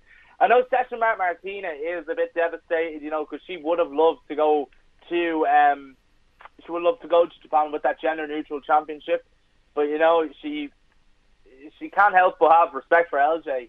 Yeah, exactly, and I think one match in particular, I think that sort of cemented LJ's place in sort of the forefront of Irish wrestling was the match that he had just actually a homecoming most recently against Trent Seven. Yeah, I mean, like, Trent Seven is really he's like been around years and years. He is like represented the WWE UK brand. And he's also like, as a person, he's this like man who is always trying to think of like unique ways of like, I know, but it's like he's a very unique person like LJ. He has this like unique humor and a unique presence about himself that makes him lovable, as does LJ as well. And like going in with WWE UK superstar Trent Seven and not feeling a lick of nerves, I mean, my God, that was incredible.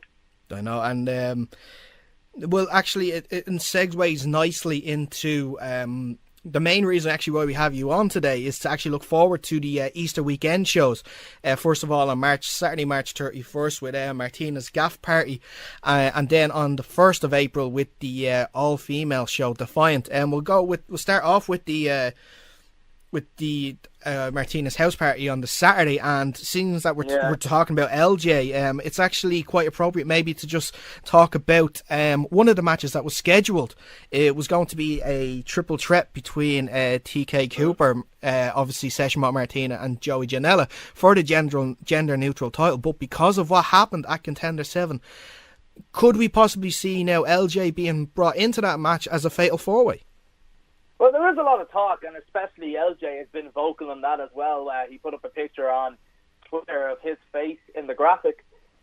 To be honest, though, if LJ is added to the match, it would add the prize of the gender neutral championship, what it originally was.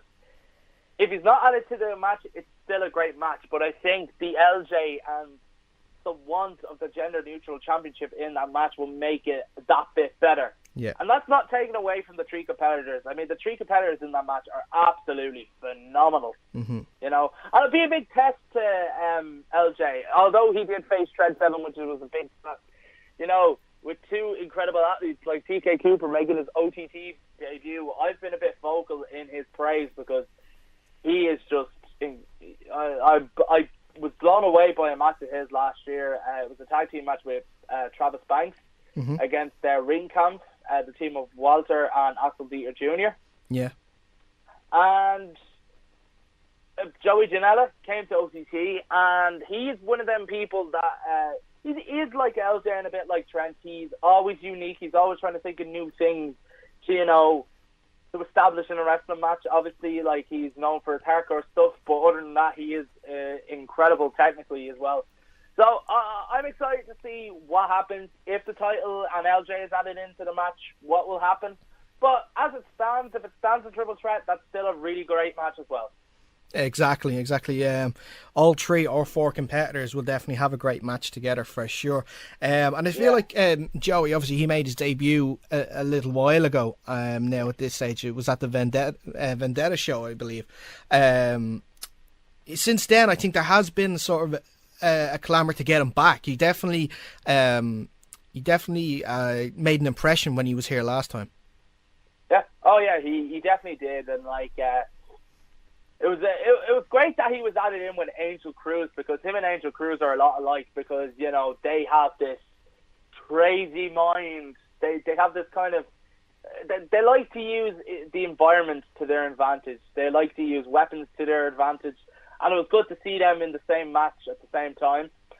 But also Joey Janela is pretty hot in wrestling right now. As not apparently, like loads of people are saying that his Wrestlemania weekend show is going to be the biggest show that weekend, and hopefully maybe he'll look at some OTT heads. I know Session Martina is on that show in New Orleans. Hopefully there's more OTT heads. Yeah, there's on the show. as far as I'm aware, I could be wrong, but isn't Jordan booked to be on a show WrestleMania weekend in America anyway? Yeah. Oh yeah, he is. A lot of people over in America represented OTT this year, and it's great to see Jordan Deschamot go over there. Also, like I'm very happy that Joey Janela is willing to come back as well, and I'm so happy that like OTT have been making friends with like these different people who have like heavy ties to different promotions, which kind of it leads to more kind of cross promotional work. I know we have a deal with Rev Pro, and we've worked with Fight Club Pro before, and so like it's great that we were able to have these healthy relationships.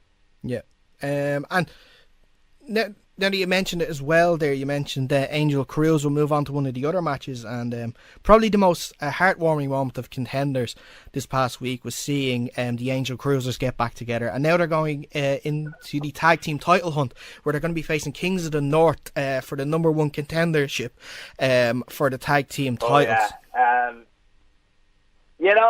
This is one of them matches where either outcome will please the OTT crowd.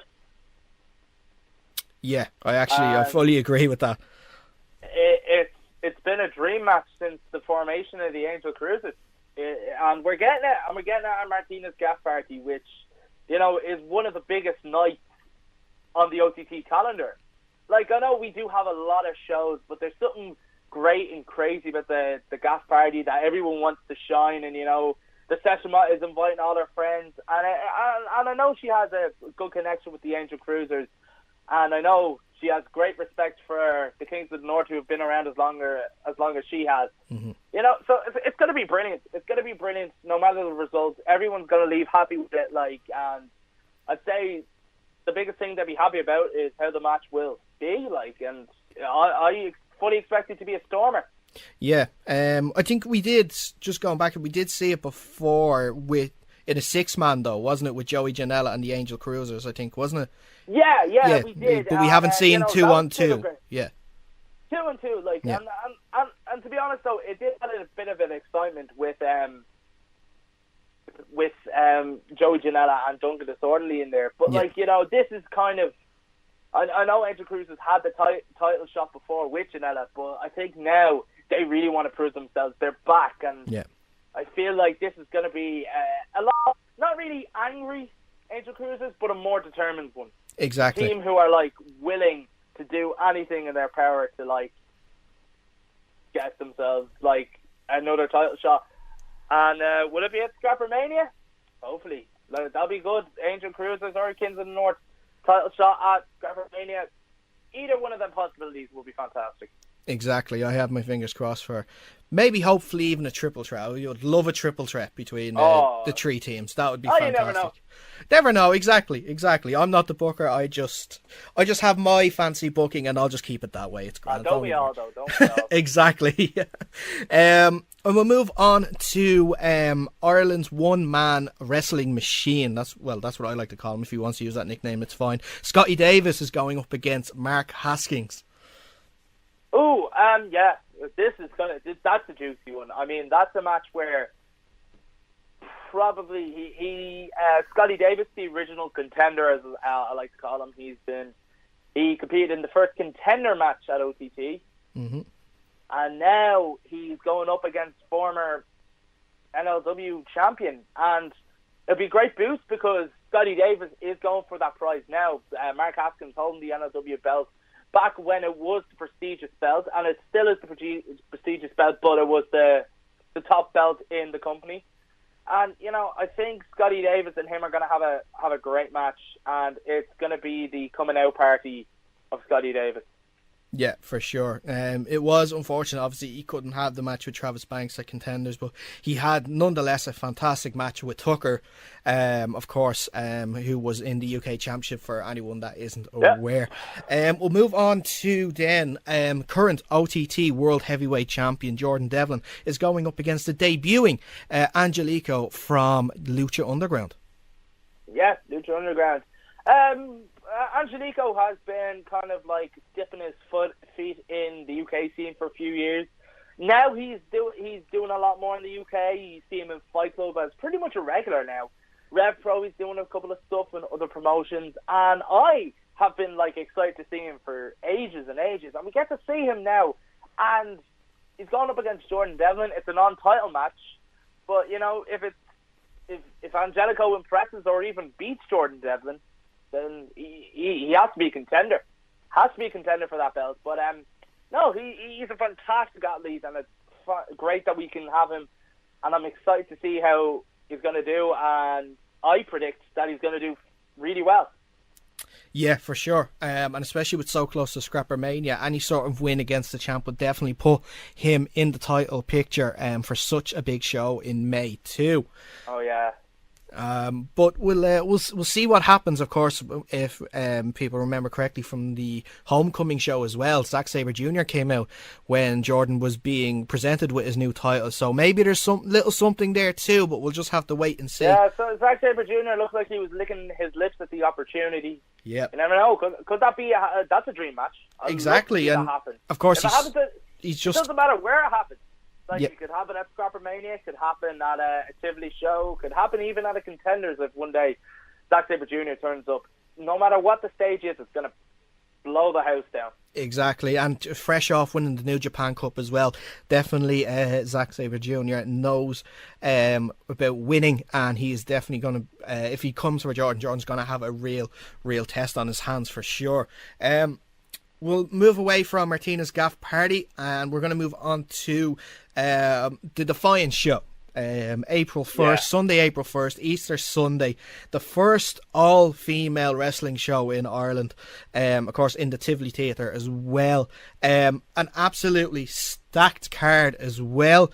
Qualifying matches on the night to determine a fatal four-way for the OTT Women's Championship at the end of the night.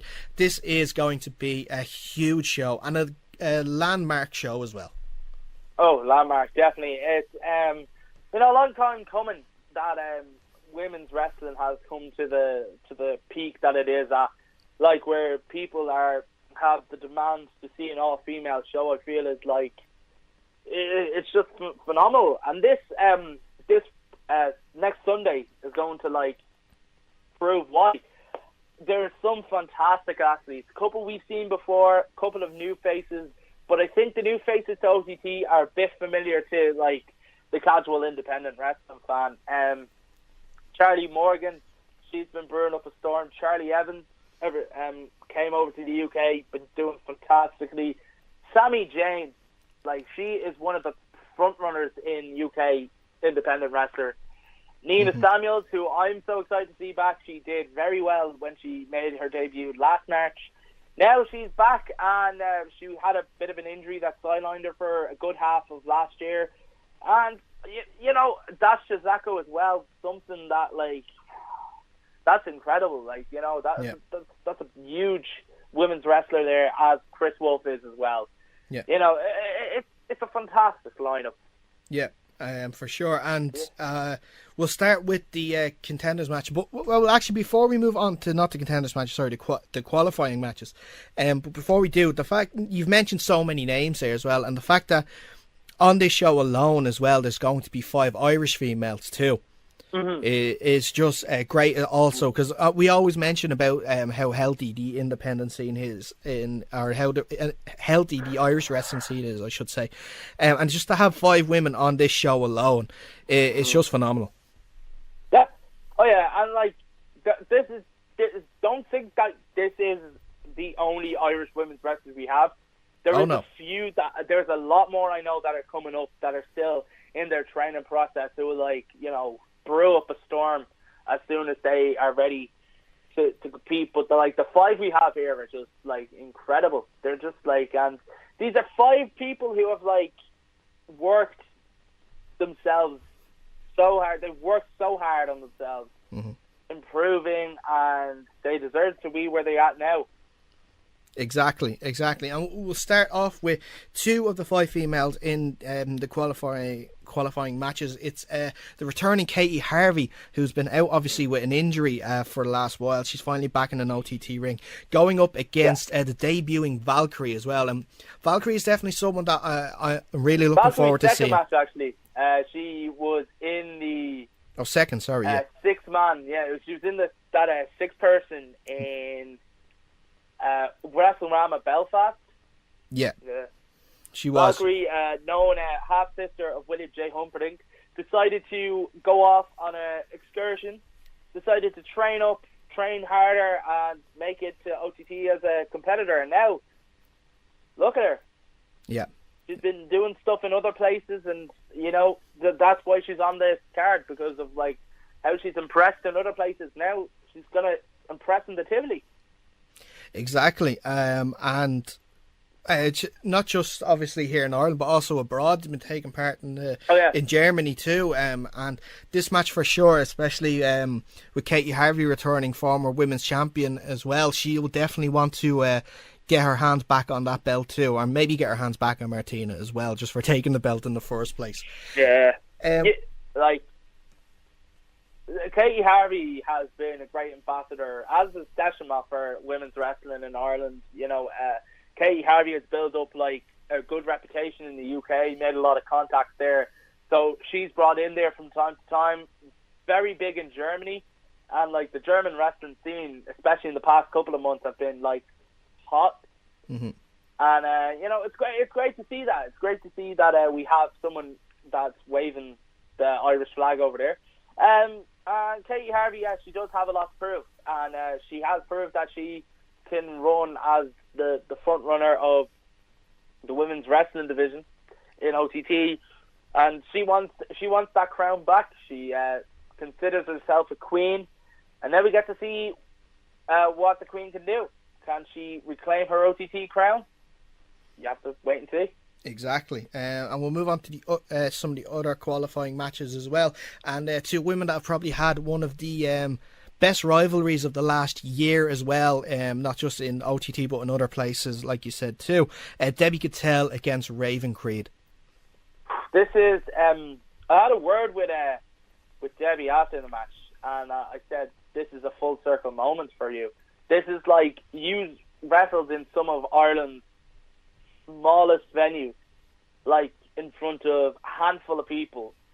Now they are going up in the Tivoli, which is kind of the centre stage for Irish wrestling. Mm-hmm. The National Stadium is the biggest stage, but this is this place has become so synonymous with wrestling that they want to prove it there.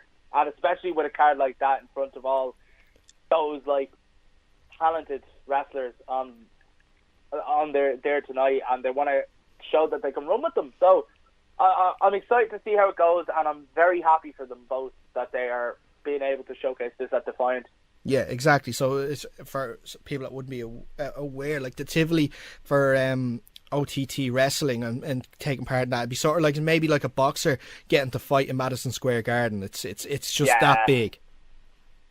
Yeah, definitely, 100%. I agree with you there. It is they wanted it. Everyone wants the Tivoli. There's something about it, and everyone wants the stadium, but the Tivoli is the best stepping stone to get to the stadium. Exactly. And we'll mention the other qualifying match, two women that you talked about at the start as well. Nina Samuels against Sami Zayn as well. Nina Samuels is fantastic. She is her background is a mixture of lucha libre to lucha libre, and she could go very well technically as well. Sami Zayn, one of the front runners of women's wrestling in the UK, as I mentioned before. Yeah. She's current Pro Wrestling EU champion, which is the biggest UK promotion, and I must give props to them. They're doing a huge show in York Hall in May, and that's fantastic for them. York Hall is one of the biggest venues for UK wrestling. Rev Pro run there, but fantastic for Pro Eve, and their champion is coming over to wrestle for OTT, and that's fantastic because Sami Zayn is fantastic, Nina Samuels is fantastic. It's just going to be a great match. Yeah, it will be for sure. But it's not just qualifying matches that are on that night as well. We've also got two other very high-profile matches too. Tag team match with Charlie Morgan and Charlie Evans going up against the team of Laura DiMatteo and Chris Wolf. And I'm sure everybody's excited to see Chris Wolf back again. Chris Wolf, has to be one of the most happiest people I've met in my life. She is someone that just loves wrestling and loves being around people. Like, she is such a sweetheart, and you know, she does have, you know, the viciousness as well when she's in the ring. You know, she's not like one of the hardest hitting people I've ever seen as well, and it's good to have her back. It was a long time coming that she was going to be back. She was vocal about coming back, and she's back. She's with Laura Di Matteo, who is fantastic. She was under the wing of Ginny for a while, and then she did her own thing and has been doing fantastically for herself. Another hot contender in Eve. And I mentioned about the big Pro Wrestling Eve show in your call. Sami Zayn is defending her belt against Charlie Morgan, who's in that match. Charlie Morgan is a fan favourite. Lots of people love her. I mean, they love her energy, they love her look.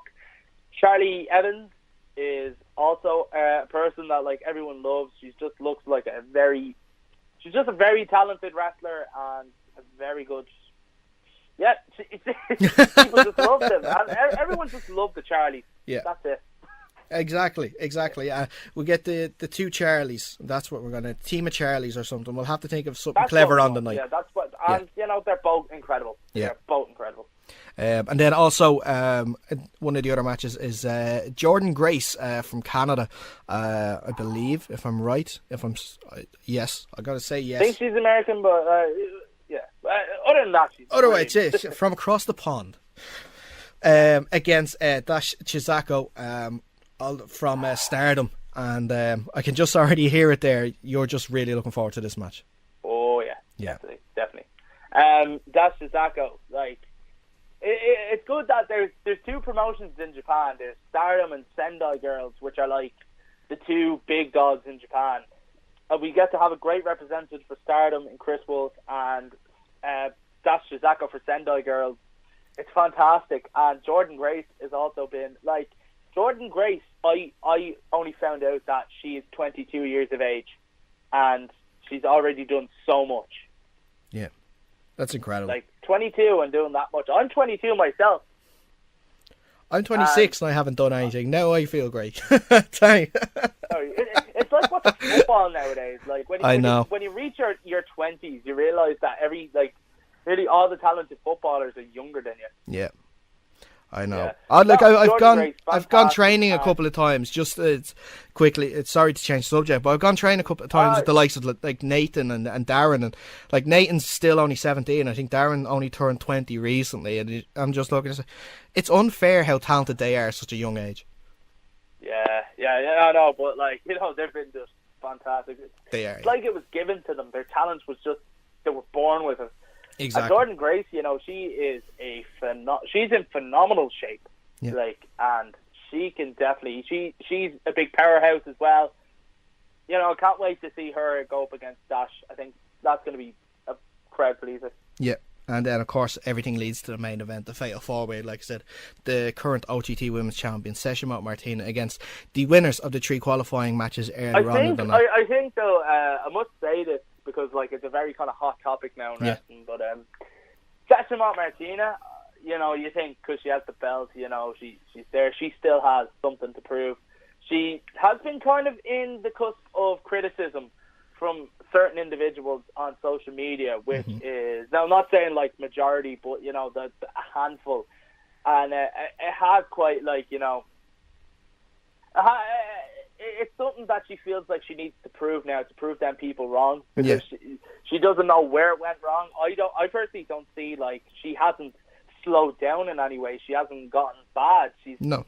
If anything, she's gotten better, but there's people that have, you know, been kind of being very vocal about the displeasure nowadays, which I find it kind of hard to believe, and maybe you do as well.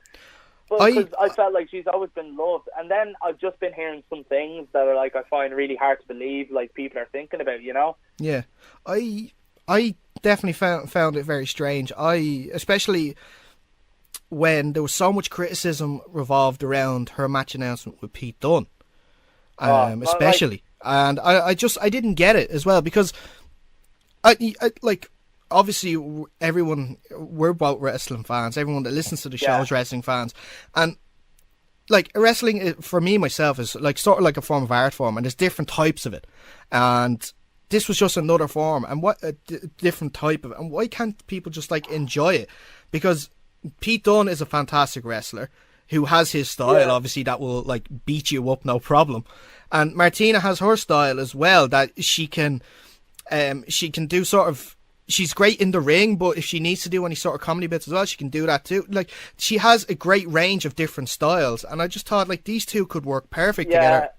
Like Session Martina, despite like her whole aura about her, she is one of the hardest hitting people in wrestling. Mm-hmm. Like, she can pretty much match Pete Dunne with intensity. Yeah. And it's the people who think now, and I say this now, that, like, you know, you can like whatever style of wrestling you want, you can have your different opinion, but it's also kind of like you really have to. I don't think the way people are going on, I don't think they actually fully understand wrestling. Mm-hmm. Like, people already know that it's crazy, and if you try and like take away from the fact that it's crazy and try and think of it as this black and white thing, you won't enjoy it as much. Mm-hmm. You know, I feel you really have to understand it as this kind of mad thing. And like, in theory, this match worked. That match worked. Like, when you had two people who basically were on top of their OTT game at the same time. Like, when Pete Dunne was NOW champion, Session Martina became women's champion for the first time. Yeah. Think of that. And they've both been around. And you know, it's like, you know, it's just people and like their different opinions. I personally I believe, like, say you and Dave to be people who like report on wrestling, which is great, and it's great that we have in Ireland someone to cover wrestling. Mm-hmm. But I feel like, you know, there's people there that they try and think too critical, and they try and, you know, be very journalistic about it. Be kind of like. Do you read, like, say, the Even Herald, or you listen to, like, some other sports radio shows? They might have, like, a former footballer, or even watching, like, a match on RTE, they have, like, their panelists. And there's people that try and be that who, like, have never really kind of, like, you've had, like, wrestling experience, and you know how crazy it is. Yeah. Yeah. I know. I just think people should really kind of sit back and enjoy. That's kind of an approach I've taken. If I want to, like, there's times I just want to watch, like, a classic, like, Shibata match. Yeah. Or I'd want to watch kind of like a Colt Cabana match or a Chuck Taylor match. I will. I just, like, enjoy all forms of wrestling, and I respect every match for what it is. I think that I know what you mean. It's just, I think that the fact that a lot of people want to associate wrestling with reality, and they can't sort of, like, they can't have a go-between. They can't separate that. So if someone gets clobbered on the head with a chair, people think, well, why isn't he, like, dead or something like that? But you know, that's the crazy thing about wrestling. I'm sorry for cutting you off. That is, like, kind of to understand what wrestling is and something like that. And I do find it a bit, like, you know, heartbreaking that the session mat isn't like 90% of the crowd appreciates her for what she is, and that is incredible. Like, she's going to Japan, she deserves every bit of it. But it's also heartbreaking to see how some people have been talking about her. You know, I know. I don't think any wrestler in general deserves like some, because I did hear she went over to Germany. German crowds loved her, and there was Irish there that, like, were the only people that were showing her displeasure towards it. I did hear a few things about that, all right, and it kind of is upsetting that if people would go to that lengths to sort of like, just to sort of criticize someone. Like, obviously we get the fact that, like, when there's a heel, you boo them. We get that. But, like, if you're just if you're booing someone just for just because you don't like their style, or you don't like you just don't like them. What? First of all, why are you there in the first place? Yeah, like, I'm like someone who, like, if I watch football, and if the team I support are doing terrible, I don't say anything. I just stay quiet, because I'm not an expert. I'm not a former footballing, like, you know, expert. I'm just I have done, like, sports shows in the past, but I've never been, like, one to, like, say this is what the manager should do. And if I don't like the way someone plays, I don't, like, really be vocal about it. I don't say why it's terrible. And, you know, there is people that are terrible about opinions, but all I'm saying about the people that travel, you know, not many people like the way Conor McGregor goes on, but I support Conor McGregor because he waves the Irish flag. He is someone, like, representing our country, giving it the name that it is. And, you know, he's a local lad. Yeah. And I support him either way. And it's like your football team. You might meet one of your favourite football players from Ireland. They might not be the nicest person per se, but you'll support them because they're playing for your country. Exactly. I know it actually is a really good comparison to what you're saying there. Like, your team's not doing well. Okay, you may be upset. But we're not in the position to be saying, okay, right. So, for example, Jose Mourinho needs to be doing this, or he needs to be playing more attacking football and stuff like that. You know, like you can have that discussion in the pub or something like that if you're with like friends and stuff. That's absolutely fine. But taking it to the point that some people are on social media, where they're actually just they're targeting. That's what it is. It's not even like they're just it's passing by criticism. They're targeting, and it's constant, which is the horrible thing about it. Like you know, just kind of, it's people who are being offended for some other people. Yeah. A man there. And what's the old thing we were always taught by our grannies? If you don't have anything nice to say nothing at all. Exactly. You know, that's it. Enjoy the bits you do like, and it's good to see though that these people do like a lot of elements in wrestling. But I feel like they should really kind of, you know, just take it for what it is. Yeah. I think a lot of it maybe is to do with the fact that so many people are used to the old style.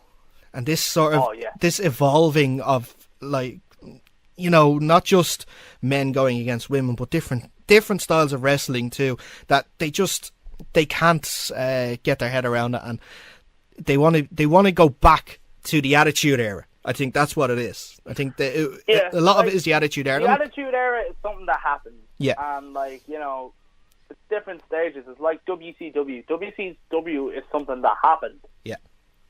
It can't be replicated again. Yeah. You know. Exactly. I totally agree.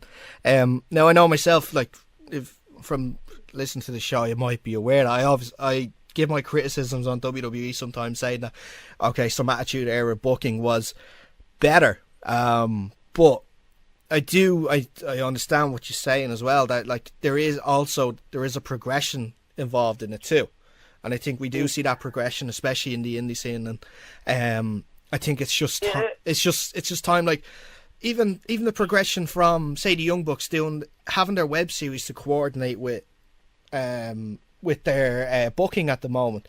It's something that's keeping up with the times. Yeah, exactly. That's keeping up with the times, like, and that's what I'm saying. Like, people have been wondering about the OTT women's show and saying, like, why hasn't the women's belt?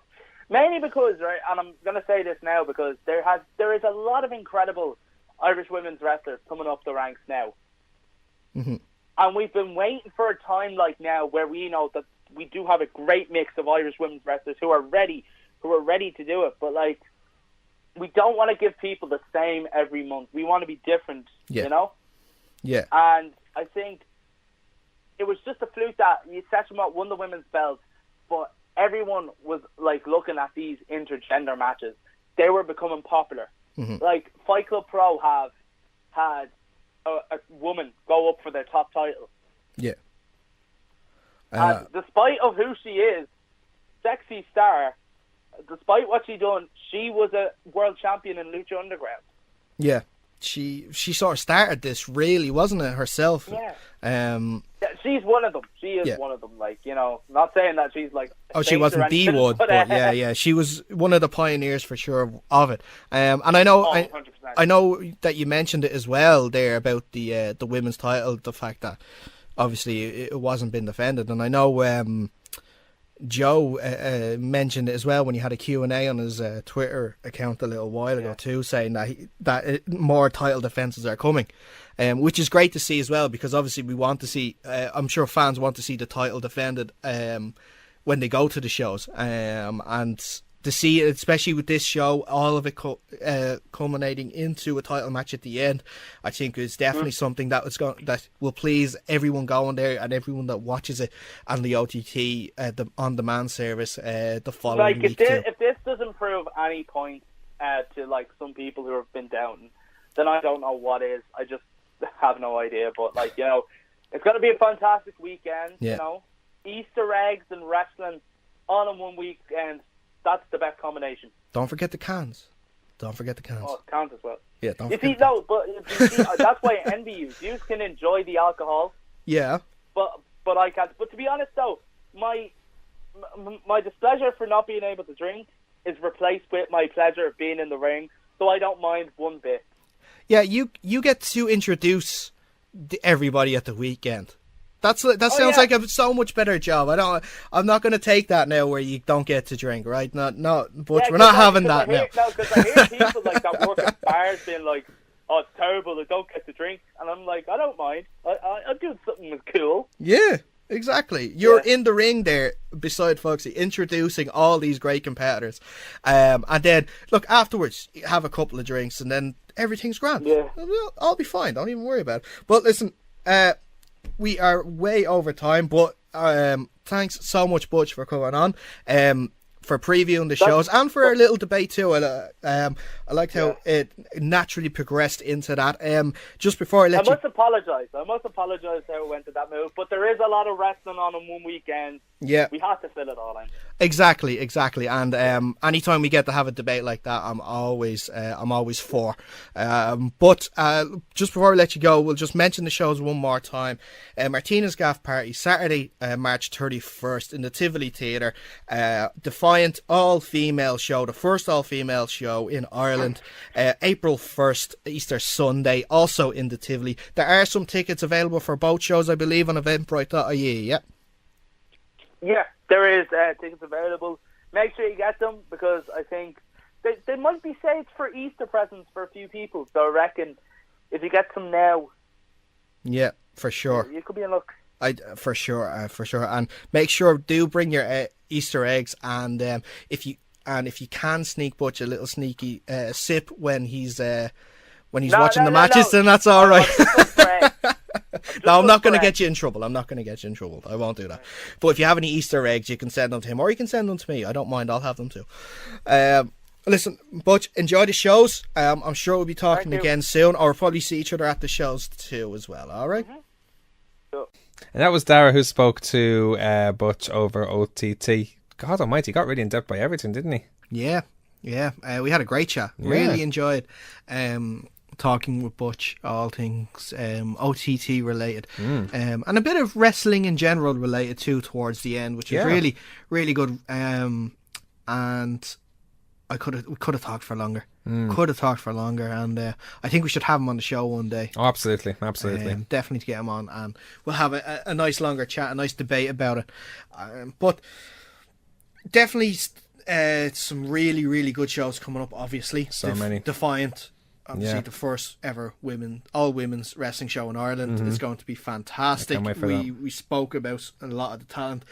Martina's Gaff Party the night before as well is going to be fantastic. We're still speculating whether or not LJ Cleary will be in that triple threat match. He should be, realistically. He's champion. He is champion.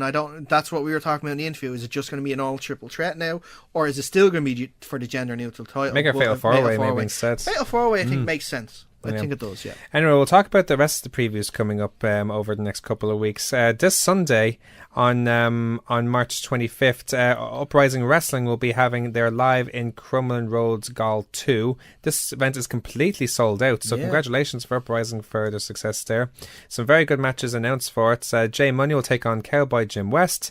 Blake Richards and Debbie Cattell will take on Angelica Harkness and Russell Dempster.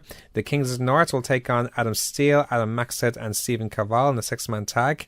In the Fatal 4-Way, Scott Spears, Gavin Fitz, Angel Cruz and Brian Cora will take on each other.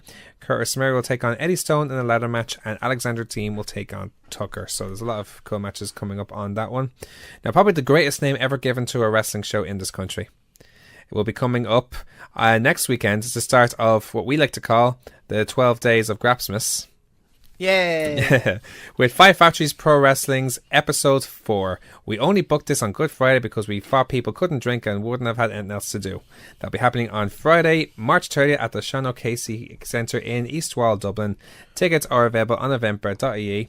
Now, all the matches were announced just last Wednesday by new general manager Rick Nash from Low Blows. Congratulations to him on the role. Well done. I think it's a rule that suits him perfectly, actually, because like as we talked off air before, like, you know, this is Rick, who knows a lot about the ins and outs of wrestling. This is his shtick. Yeah. He knows a lot of really cool matches coming up, including for the new Irish tag team titles, a fatal 4-way elimination match between More Than Hype, the Soldiers of Fortune from Holland, Collar and Elbow, Alexander Dean and Justy, and the Super Nintendo Bros in a 3 stages of hell match, where the first match will be a fatal 4-way, the second match will be a table match, and the final match will be a no holds barred. So that's a really intriguing match. I'm guessing the table match will be the first.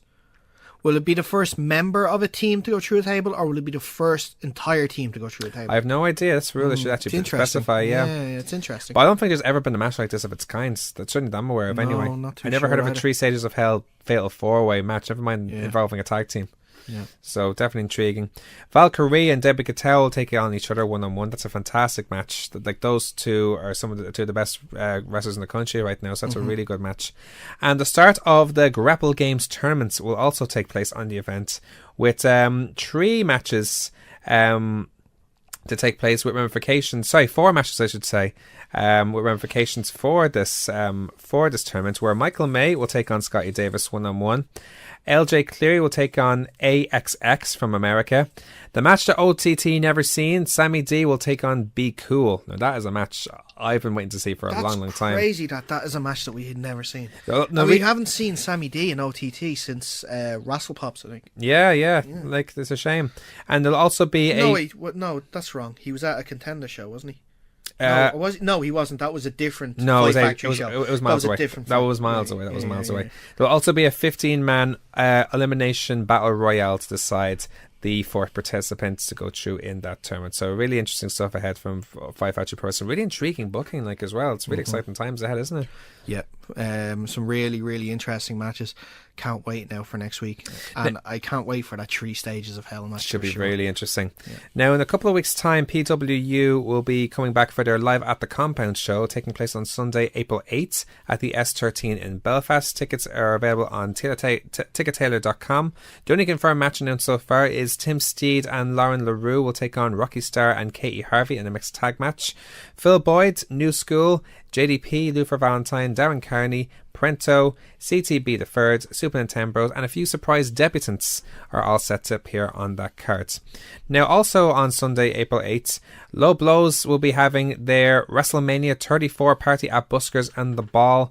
Tickets are available at eventbrite.ie, but free for Low Blows Network subscribers. This event includes showing Wrestlemania 34 in full and pre-show entertainment, including showing NXT TakeOver New Orleans in full, their annual Low Blows Hall of Fame ceremony, their inaugural Pool Mania, where matches include myself and Nathan, as I mentioned at the start of the show. Yeah. They also announced as well, didn't they, that they're going to be showing classic WrestleManias in the lead up to. Yeah, which should be awesome. Yeah. And a performance from the Low Blows band and a WWE themed DJ set. This is the really as good as it gets for a WrestleMania party, but it's not the only option for watching WrestleMania in Dublin, because also, if you're looking for an alternative option, Cheap Heat Productions will be doing their show, their first showing of WrestleMania 34.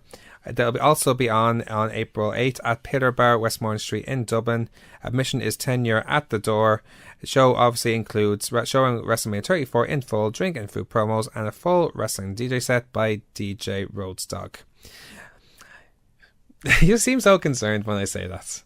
I've just seen all the heat that's gone on with this in the last week. I've seen that, and here's what I want to say about this, because the way I see this is, it seems a bit ridiculous, because I know a lot of people are saying that, like why would you want to do this when they have Low Blows? But the fact is, no, I have no problem with them doing that, but supposed targeting by them against telling people not to go to Low Blows and stuff. No, it's not. It's not the way to get people to go to your party.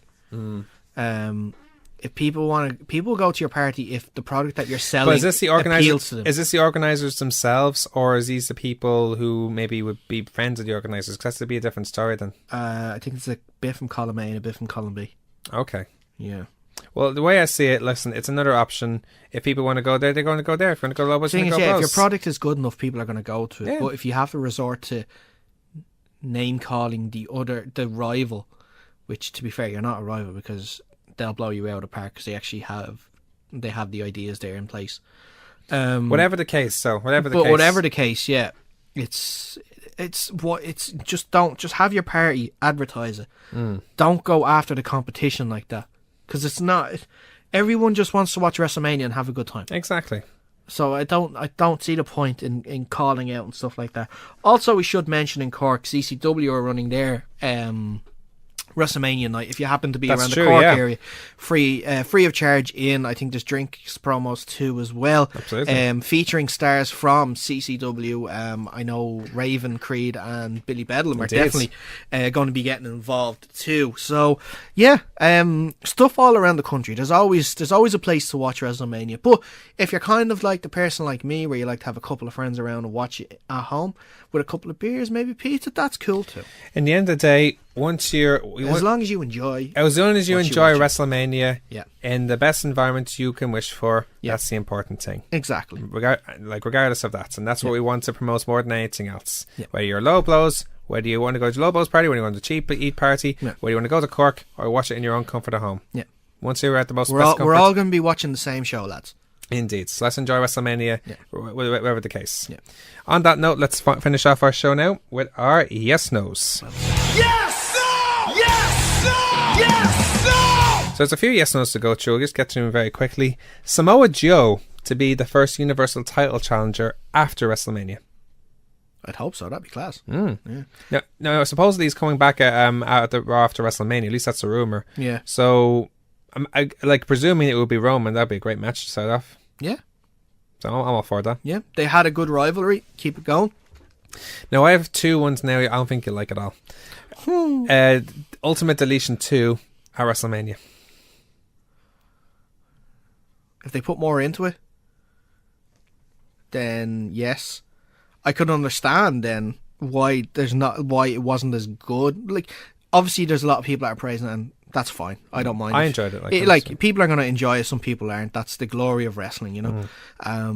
But if there was a little more into it, then if I had like a WrestleMania level production behind it, right? Then yeah, I'm all for it. Now on that note, Rod and Bray Wyatt's being in Ultimate Deletion, Sister Abigail to make her debut, if you like. Does that mean Rebby Harty can beat her up? Let's imagine you can. King Maxwell to do a swanton off the first rope. Don't wish such cruelty on a child, even if it is Matt Hardy's son. Well, what? He's just getting into the business early. I suppose. You know? But yeah. Yes, no, maybe perhaps. I don't know. I thought we got rid of that whole Sister Abigail thing. I don't like, unless it's an actual female wrestler, right? Then no. Okay. If it's an actual female wrestler, yes. Okay. If it's not Bray and drag. Rusev to take on Macaulay Culkin at WrestleMania. I saw all this stuff. No. Now, obviously, he's challenged a celebrity, but like, can you imagine anything like that happening for Rusev? No, he's going to be in the Battle Royal. Oh, okay. The American Badass Undertaker to return at WrestleMania to take on John Cena. It would make sense. It would, especially considering like what happened last year. The fact that he left his coat and his hat in Florida. That, and also it's ironic as hell. We've talked about how ironic it is that Kid Rock is getting inducted this year as well. Yeah, it would just make sense. It would make all the sense. It would just make sense. Yeah. Asuka versus Ronda Rousey at WrestleMania 35. Can we just go back for a second? Okay. What if you could do both in the one match? What do you mean both in the one match? Both Badass Taker and normal Taker. How's that possible? You start off with Badass Taker. Right. And during the match, lights go out. You know, John Cena doesn't know where Taker is. Taker quickly changes into the other clothes. Maybe. And that's how, because then that gets away from the fact that he has to wear the coat and the jacket. He can just come out and ride the bike and stuff. Maybe. And then you have him leaving as who he always was when he finishes the match. Because I always thought the best way to have Undertaker leave is for what were they called? The guys in the Druids? The Druids, thank you. Where the Druids would come down with a coffin, put him in it and roll him out. That would make sense. Yeah. Can I please book WrestleMania? That just sounds brilliant. Going back, is it just me, or does that just sound entertaining? It does, but I'd love to see it. But that's quite the dreamer right there, to be honest with you, man. It could work. It could work. Going back to what I originally said, Asuka versus Rousey at WrestleMania 35. Not beyond the realms of possibility. It depends what happens between whether WWE could stop themselves from and hold off that long. I don't know, but we will see it. I don't think it should matter. I think both. Hopefully, I prefer that way more if they weren't both undefeated. Yeah, but Asuka's losing her streak before 35. Definitely. Yeah, I think so too. Yeah. Now, an Irish one here. Going back to Contenders 7 and the brackets. Who's the next NLW champion? It's a tough one, isn't it? Because there's so many really good names. Let me have a quick thing. You tell me who you think while I have a quick look at the bracket one more time to see how it's going to shape out, who can face who. I'm going to go with considering his run and how I feel he is probably the most advanced contender of the lot of them. As I said during the review, Scotty Davis. I was thinking Scotty Davis as well. Yeah, it'll be either against him. It'll be either him, Michael May, or Terry Thatcher. That's my prediction. Yes, but I have to name one. Yes, to all three. I'm looking at the bracket now. Yeah. Scotty Davis and Terry Thatcher are away from each other. That's the final. Think so? Yeah. Michael May though, and no. Michael May will come up against Terry Thatcher in the semi-final. Michael May will dominate Terry Thatcher. I think that's what's going to happen because Michael May's obviously a big lad. Eddie Stone's a big lad. Terry Thatcher's a small guy. We saw in the Jonah Rock match where he played the small guy and the guy who's coming back. I think that's what he's going to do. He's going to have these surprising wins leading into the final where he'll come up against Scotty Davis. Who will win that? I'm not sure. I think if he's going to keep doing that, you have to keep him going with it. So, yes, Terry Thatcher to win. Finally, and this is probably the most obvious yes/no saying considering the week, Daniel Bryan to wrestle at WrestleMania. No. Of course, yes. Duh. Come on. I was shocked when you said no. Are you serious? You asked a stupid question, you get a stupid answer. It was an obvious question. It was a stupid obvious question. It was a stupid. In the week that just happened, Dave, it's a stupid question. So you're going by a yes? Yes. Tag team. Him and Shane against KO and Sammy. Or KO-Ami. KO-Ami. KO-Ami. Kami. And on that lack of a bombshell... Mendoza! How about that for a bombshell? That's all the time we have for this week on The Kickouts, your weekly pro wrestling guides right here on 90.3 Near FM, on all good podcasting providers and on the EMC Podcast Network. Make sure to check us out on Facebook at facebook.com/The Kickout Wrestling, on our Twitter at The Kickout Live, on our Instagram at The Kickout Wrestling, my Twitter at Dave Bandana, and Rosette's Mars Bar. So yeah, we have a lot to look forward to now. But it's really kicking up. There's so much to look forward to, seriously. The 12 Days of Grapsmas begins next week. You know, we should really write a song for this. That was a perfect time to finish the show. Why did you keep talking? Because...